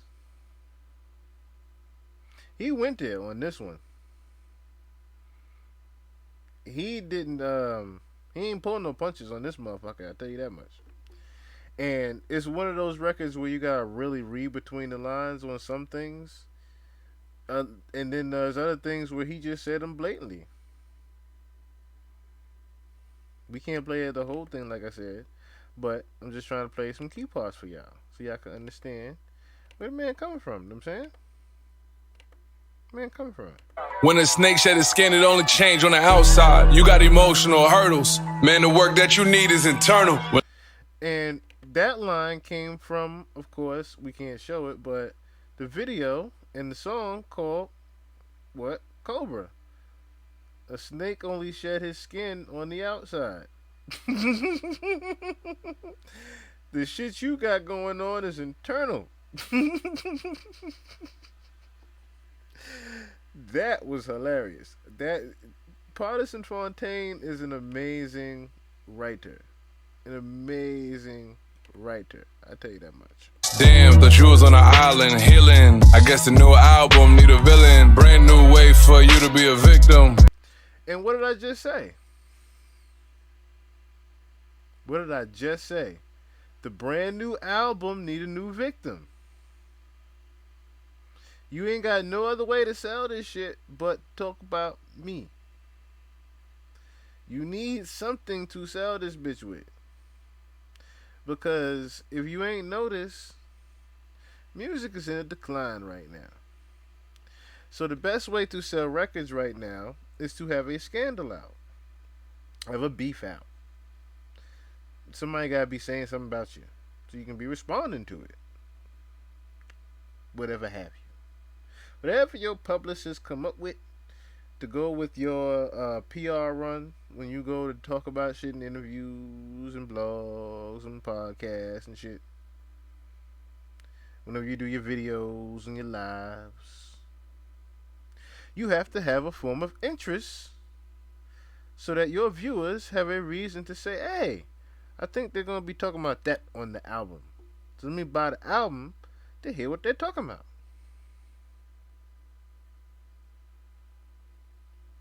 That's what Partisan Fontaine is referring to.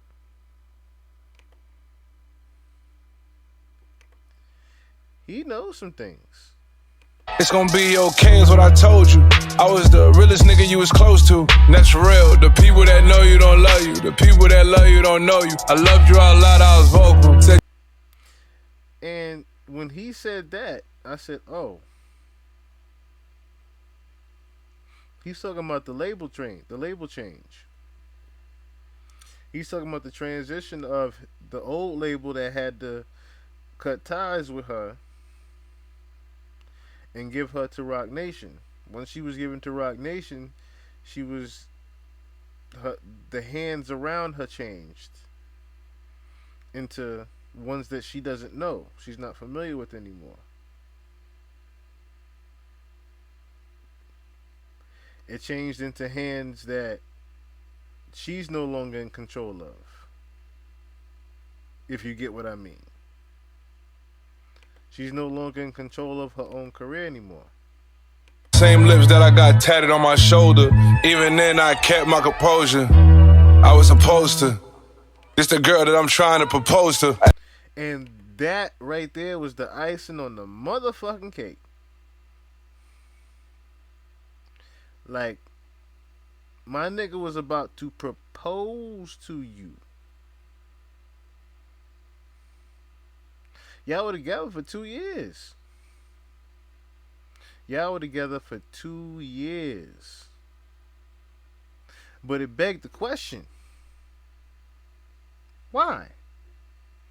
After 2 years, Why was this man upset? That's Greg, you and I had picked out a ring. Then you lied in my face, went on TV and then lied to Gayle King. I found out with the rest of the world. God. That's why. That's why. That is why he chose to say, you turn the car back around, give my refund. Give my refund. Go right in here, get my refund. See this? These VVS's? And get that money back. And them stacks back. And put that right back in the bank. Thank you. Know why? Because when he heard you say that on Gayle King, he said, wait a minute. I know the truth. So if I know the truth, why you gonna lie to people? Number one. Then you gonna lie to Gayle King for the sake of what? I don't know. About having relations with the man. I guess to protect yourself during the case. But for him to be shocked at that part, that you were protecting yourself on the case, led me to believe that, oh, there's some things he don't know. Which means you might have told him the same thing.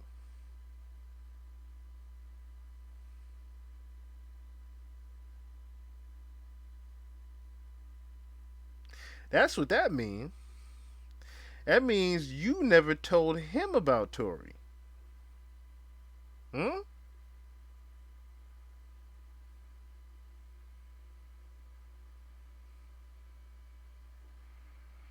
And we already got past the line of the juju on the beat, which we're going to get to.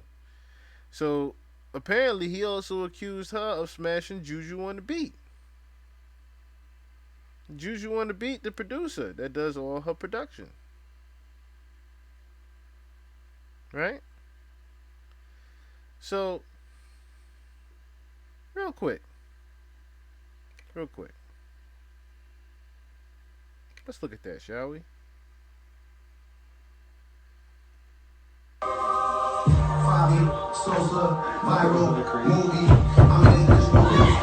Yo, what's up? Y'all doing? Nah. Now, no boy. Yo. Now, no boy. Tell Megan to come to the door. No. This is party outside of a hotel room.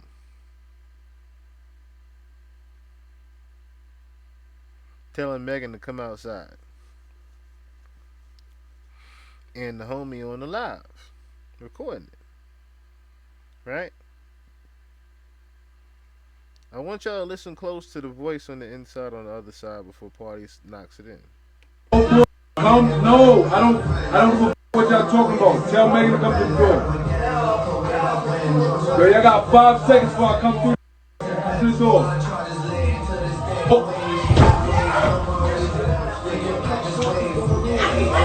You heard that?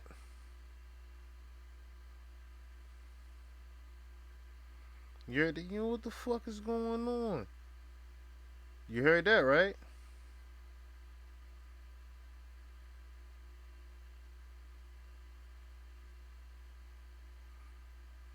Y'all gonna hear who voice that was in a second. Y'all gonna be like, oh, wait a minute.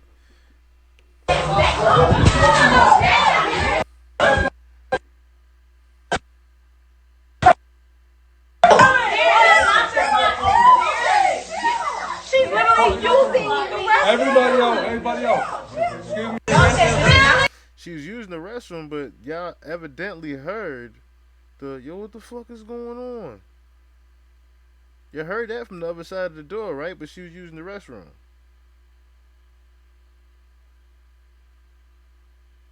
That's a very manly. What the fuck is going on? From the other side of the door in the restroom. Okay, honeys, I need to tell y'all. Y'all trying to comment down to my boo mad at me.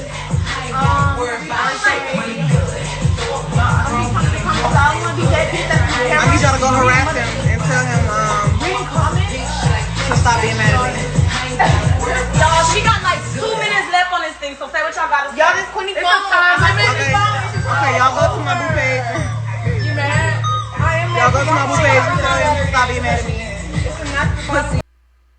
So, I wonder what she did. But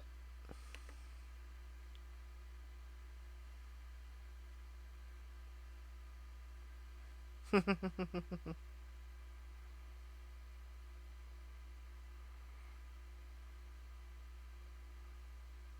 y'all remember this? Oh Lord, Jetson made another one. You play with me, that was childish. The day before she say the Tory Lane shot, I working on Megan Thee Stallion. Waited to say that on my next album. Hit it the day before too, but I kept it play, ain't say nothing about it. Had a pretty boy boyfriend tweeting me, ready to die by the like a coward. Oh Lord, Jetson made another one. You play with me, that was childish. The day before she say the Tory Lane shot, I working on Megan Thee Stallion. Waited to say that on my next album. Hit it the day before too, but I kept it play, ain't say nothing about it. Had a pretty boy boyfriend tweeting me, ready to die by the like a coward.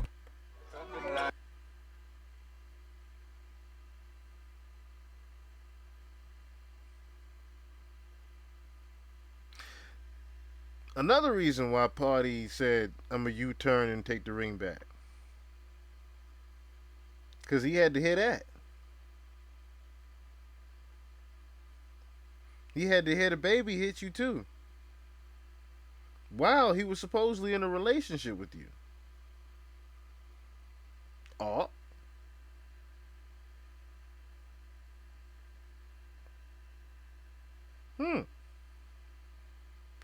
But like I said, the icing on the cake for him was Tory. The icing on the cake for him was Tory.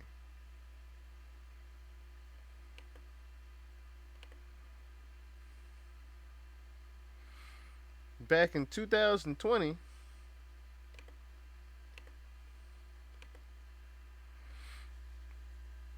see what that date say, right?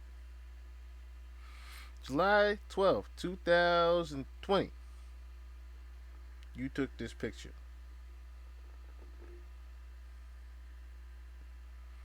Which begs the question. Because I started to ask myself, 2-year relationship, right? Now, we're going to get into it. Of course, 3 days later, this happened, July 15th. From this happiness, 3 days before, you know.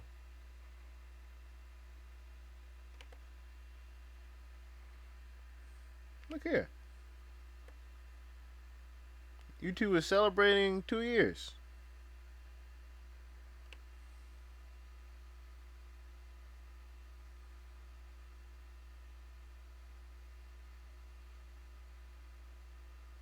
I'm saying to myself, if you're celebrating 2 years, wait a second. Something isn't right. Something just isn't right. You know why something just isn't right? Because, correct me if I'm wrong, it took a while for that to go to trial, didn't it?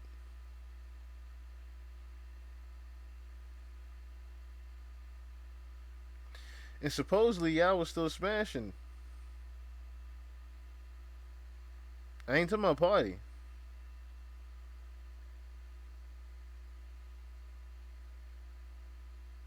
Mm-hmm. Supposedly y'all was still smashing. That's what the court said. After this. After the shooting, y'all was still in talks.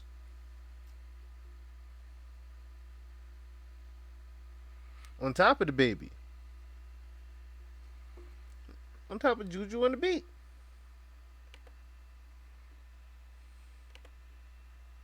On top of Juju on the beat.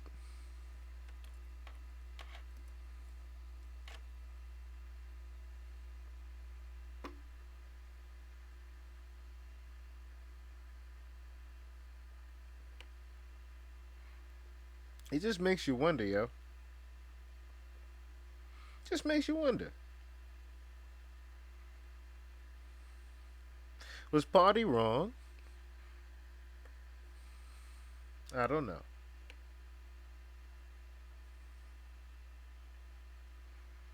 I don't know if Party was wrong for what he did.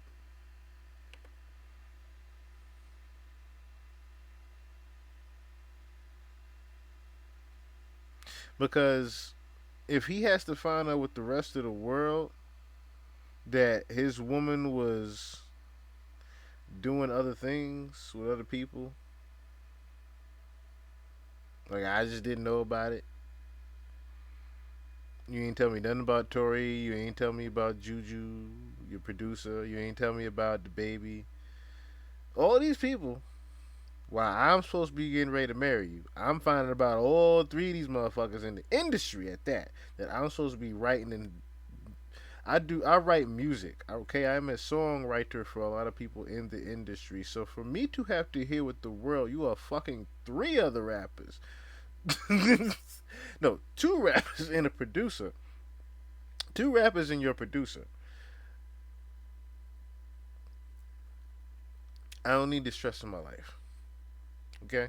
I don't need the stress in my life. I do not need it. For me to have to be hearing that you fucking two rappers and your own producer while I'm getting ready to buy a ring for you, mm-mm. Partisan Fontaine, I understand, my brother. I understand, my brother. You don't do you just don't do certain things. You just don't do. You just don't do. You just don't do. But so I thought about getting into the Andre 3000 album, but what I want to say to y'all is it is an amazing album. Amazing album, an amazing listen. I will say that if you really want to heal yourself, listen to it and go to sleep to it because it is a part of it uses he actually uses wind instruments on it. It's not just a flute. So if y'all was wondering like, oh, it's a flute. Oh, that's a very powerful flute. Oh, he doing different things with this flute. Oh, he doing nothing. No, it's wind instruments. Okay, it's a digital wind instrument machine that he has. Google it. Okay, there are digital wind instrument machines that can produce those types of sounds out of them. Okay, but he did an amazing job in the studio uh, with the wind instruments. Sonically, that is a masterpiece. Uh, the mastering on it and the mixing engineering wise is beautiful. It's just calming and relaxing. Like I said, it uses the six healing frequencies. If you don't know what the six healing frequencies are, I suggest you look that up as well. Matter of fact, real quick, I'll just go through it with y'all real quick. The six healing frequencies. So, um, like the six tones of creation, right?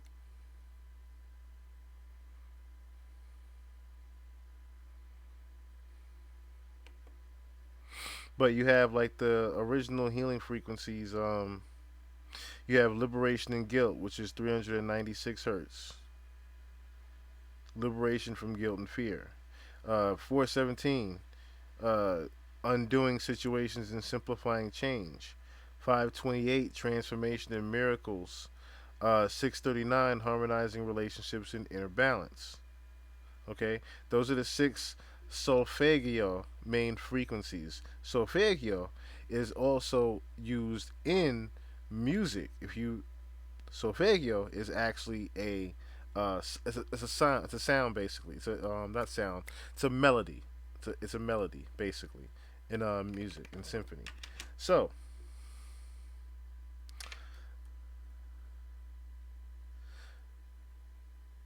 the Blue Sun.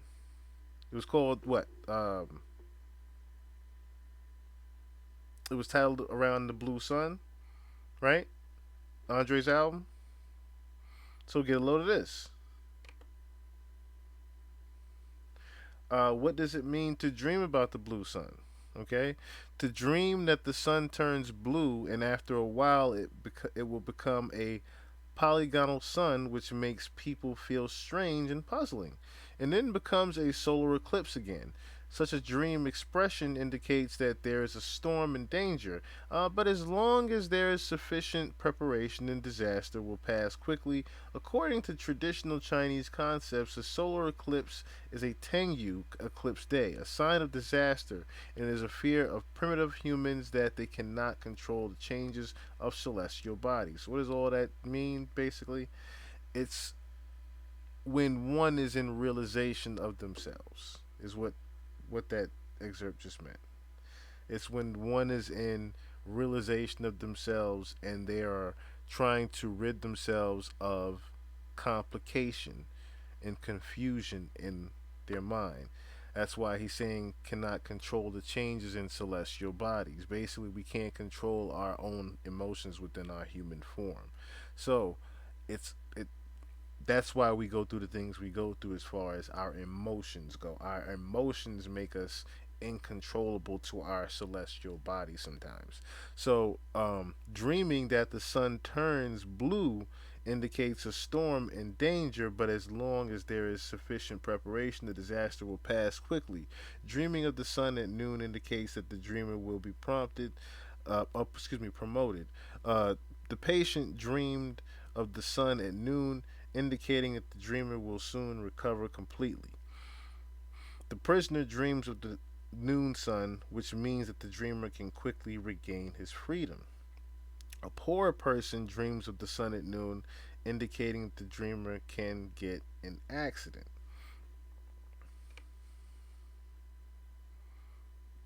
When a man dreams of the rising sun, it means that the dreamer will have good luck and life will be happy. Dreaming of the sunrise means that the dreamer will give birth to one that the child will become an outstanding person when he grows up. So that's why I was saying the different things of the frequencies, because all those different healing frequencies have different meanings to them. You just have to find your purpose. Just like life, you have to find your purpose. With each one of those frequencies, you have to find your own purpose of it. And I do highly suggest it's a great listen if you do want to just heal your body and just have a great musical and sonic experience of things. I can get into all day about the philosophy of the blue sun. As you can see, it's different things that you can look up on it. It is a lot of great reads upon what the blue sun is. That's another great thing about, I like why he named it that. You can actually look up some things on it. But lastly, we'll get into Drake. Scary Hours 3. Now, of course, I can't play a lot of music. Now, Drake is more protected, so I ain't playing shit from Drake, really. Might play a couple of little things from Drake. Okay. Little things from Drake. But, yeah. So, he dropped Scary Hours 3 last week, and I was intrigued. I was happy. I was super happy because he got back to bars. He got back to rapping. It was straight rapping the whole time. You know what I mean? Nigga, rap. That's what you do. Rap. You don't make songs, nigga, but rap. That's what we wanted to hear from you. We wanted to hear grown man shit, nigga. But he got to it on some things. He definitely got to it on some things.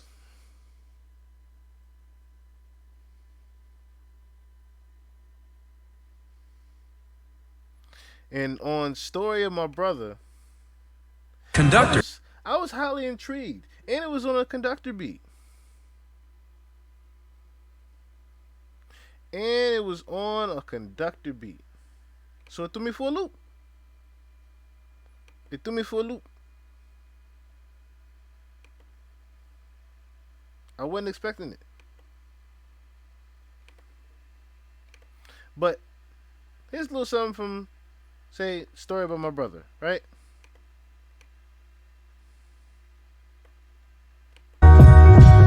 Look, this is the decompress before the intermission. Done a lot of post-game talking, but this one different. I told Lee to put him in the car, but don't pistol whip him. And definitely do not shoot his ass till you get permission. Now, I was a little bit taken back by that line. I'm like, why would you start the record off like that? And then, as always, things get to dissecting. Things get to dissect. So Charlamagne the God recently recalled the time that Drake was hunting him down due to some remarks he made. What's up, it's Asia Sky here for Hip Hop DX, and check this out. Charlamagne the God has recounted a few times that Drake tried hunting him down due to some remarks he made publicly. Charlamagne sat down for an interview with Rap Radar podcast on Friday, November 17th, and he was asked whether his early critiques of Drake were genuine or theatrical. Well, everything I said about the music early on was true. I always felt like that about the music. I'm like, yo, why try to be the next, Chris Brown or Miguel when you could be the next Jay-Z? Like, I always felt like he was that good of a rapper, you know what I mean? So I used to always critique the singing. And then, like anything else, you start making jokes and you see that it's working. Like, oh, y'all like when I go on Vlad TV and say this, all that. Y'all like when I go on Breakfast Club and say this, you know what I mean? So a lot of that just became like, he just became the butt of the joke. But I never hated him. I don't know him to hate him. Yeah. Like, how could I hate somebody that I don't even truly know? Yeah. So a lot of it was tongue in cheek. I mean, he didn't find it funny. There's plenty of times, people come back and be like, yeah, Drake and his team was just here looking for you. I remember when Angela Yee and Envy was in Houston one time, and I didn't come. You know what I mean? But him and his guys, damn sure was like, where the third musketeer at? That was actually what he said, from what I was told. Where's the third musketeer? You know what I mean? So that actually happened. And then I remember I met these security guards one time, man. This is funny. This was at an iHeart Music Festival in Vegas, and these motherfuckers looked like killers. Like, they were like big, like super goons. And they were with G-Eazy at the time.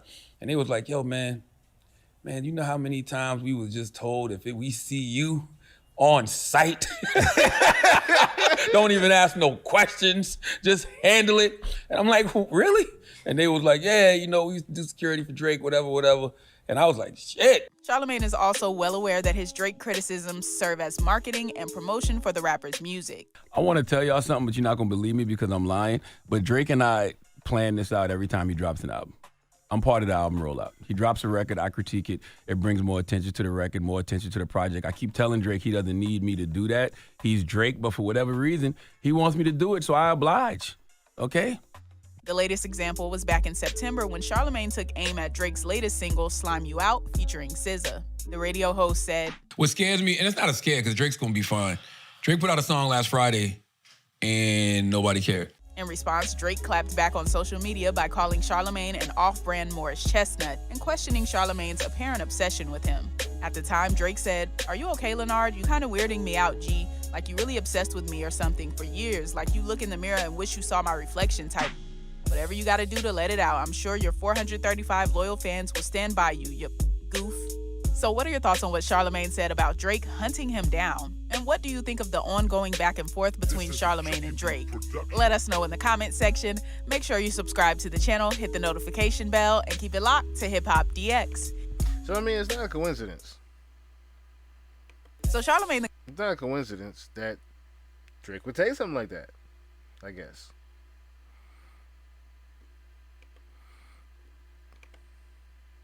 Then I listened further into the record. And I said, well, shit. It's rather odd. I'm like, he sounds stressed. Well, not stressed, but he sounds pretty proud of his brothers. He sounds pretty proud of his brothers.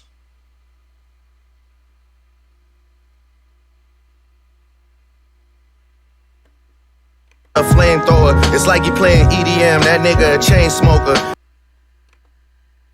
Huh?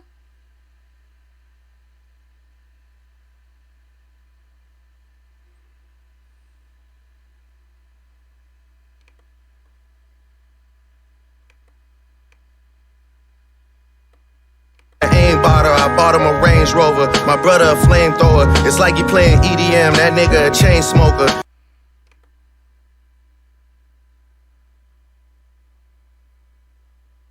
First thing I thought about,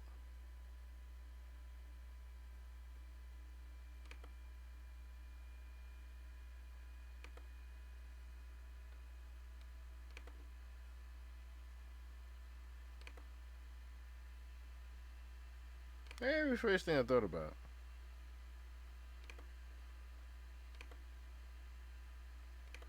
Was that?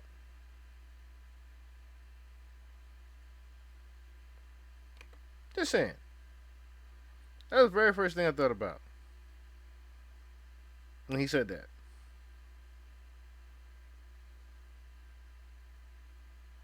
So, I love the album. I just want to say I love the album. I love the title. There were 2 scary hours. I love it.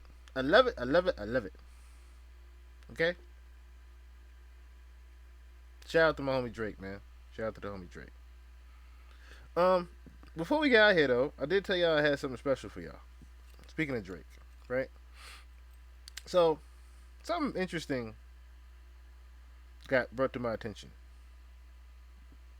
And it was actually while I was doing news for, or news development, pre-production for the pod last week, right?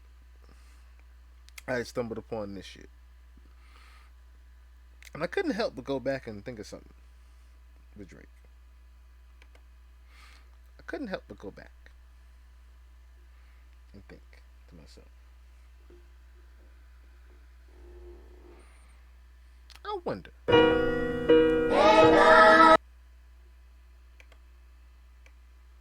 Right? I wonder. Next thing you know, we tiptoeing past enemy lines.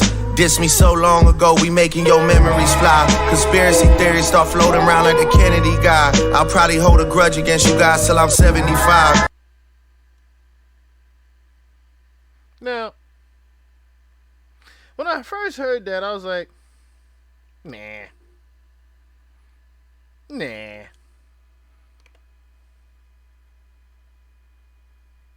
You're all a bunch of fucking assholes. On my neck, he talking down, he get put in a lake. Capo the type to show up to the wake. I'm kicking hard, don't know what to take. Huh?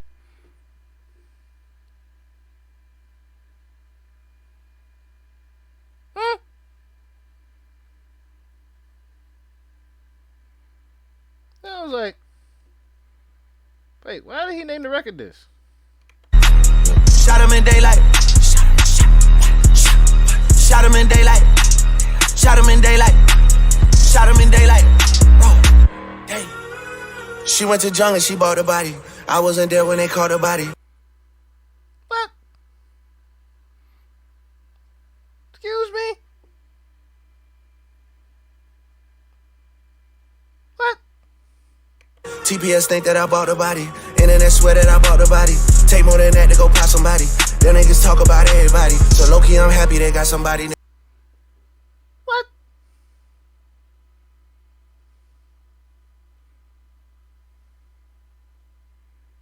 Drake.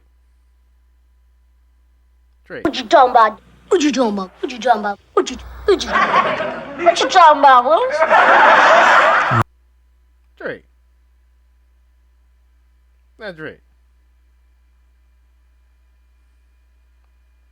So, what I ended up stumbling upon when I was doing news for the pod was this.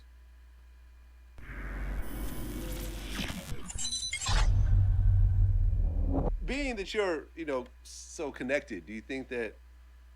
See, I have a lot of different ties to things, Vlad. Like I told you, I went to school for telecommunications. But you got to understand, telling is the first thing I went to school for, telling. So I'll tell you a story. So one day I was chilling with my friend. No, we didn't do that. I guess that got messed up. So, I'll do this.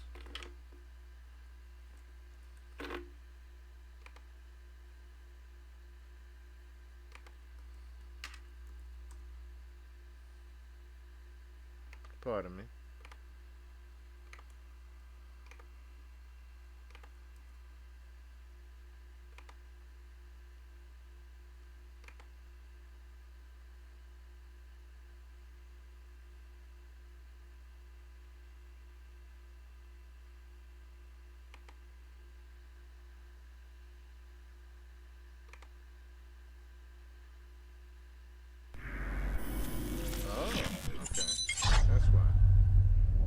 Being that you're, so connected, do you think that? See, I have listen to this. a lot of different ties to things, Vlad. Like I told you, I went to school for telecommunications. But you got to understand.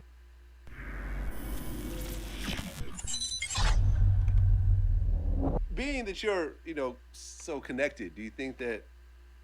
See, I have a lot of different ties to things, Vlad. Like I told you, I went to school for telecommunications. But you got to understand, telling is the first thing I went to school for, telling. So I'll tell you a story. So one day I was chilling with my friend Arbery, right? Arbery. No, Arbery. And we were in like my Canadian match. We were chilling with my friend Arbery. He was like, yo, there's this one kid that's bothering me and I think I'm going to kill him. And I'm like, yo, what are you talking about, guy? We don't kill people at this level. And it's like, yeah, there's one kid. His name is like X or something like that. But I didn't know anything about it. I didn't really listen to these rappers. So come to find out, the kid died. The kid died. Later on, the kid died. And then my friend Arby is like, he's doing this like freestyle thing. He's like talking about how he did the murder and everything like that. And I'm like, oh my God, did you kill that kid? And he was like, yeah. And I was like, wow. And he was like, this is what we do in the Six. And I was like, oh, you're a Six God. And he was like, yes. And then it was over. Oh, that was Drake. No, his name's Arbery. Arbery. Yeah. Not Aubrey. Arbery. Arbery. Arbery. Arbery. Yeah. Not Aubrey. No, Arbery. Arbery. Arbery. He's from Canada, Toronto. Right, just like Yeah. Drake. Yeah. Oddly enough. Yeah. What's Arbery's last name? Ram. Not Graham. Garam. Ram. Yeah. Arbery. Garam. Yeah, and he just plotted the whole murder out. There's like a video with him and like Travis Scott, and then like Drake. I mean, Arbery is like falling from the sky in like a meteor or something, and there's like a little kid on the ground, and he looks like X, and the meteor hits X, and it's like amazing how he just told the story in front of everybody, and no one's even noticing. But that's what you do when you're higher up. We kill people and get away with it. Okay. Well, Jaden Smith recently got on. So I just thought that was interesting when I was stumbling upon things, because it made me think about, that. But anywho, that is all I have this evening. Yeah. Y'all already know what time it is with me. Yeah. It's been fun. I love y'all. But I got without further ado, peace. My type of women like to cuddle, but don't sleep on the money. My type of women like to talk, but don't talk to no dummy. A good play, peace and pay, that's a damn good day. A good play, peace and pay, that's a damn good day. A type of dudes don't be calling trying to blow up a phone. A type of dudes getting money, but don't leave her alone. She just need food, peace and pay, that's a damn good day. She just need food, peace and pay, that's a damn good day. Don't be mad at it, that's just what I prefer. Don't be mad at it, that's just what I prefer. Don't be mad at it, that's just what we prefer. Don't be mad at it, that's just what we prefer. I need a woman that can cook and clean. She need a good man that fuck a mean. I kick it paying all bills, yeah, I foot the fee. Yeah, I know she bad and bougie, but she good to me. We talking king shit, I love to show her royalty. I need a queen, quick to always show her loyalty. And when even a nigga off, she be on with me. She DEF the fuck boy, she supported G. That's how it always be. Yeah, it's a baddie, it's a baddie. Make it clap, patty cake with that fatty. Yeah, she love it. Making money.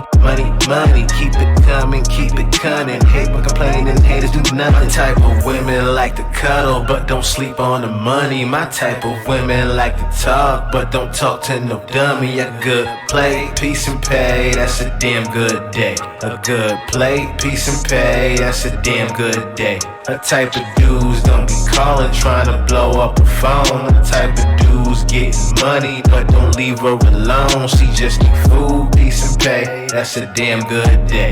She just need food, peace and pay, that's a damn good day. She said, don't be mad at it, that's just what I prefer. Don't be mad at it, that's just what I prefer. Don't be mad at it, that's just what we prefer. Don't be mad at it, that's just what we prefer. Don't be mad at it, that's just what I prefer. Don't be mad at it, that's just what I prefer.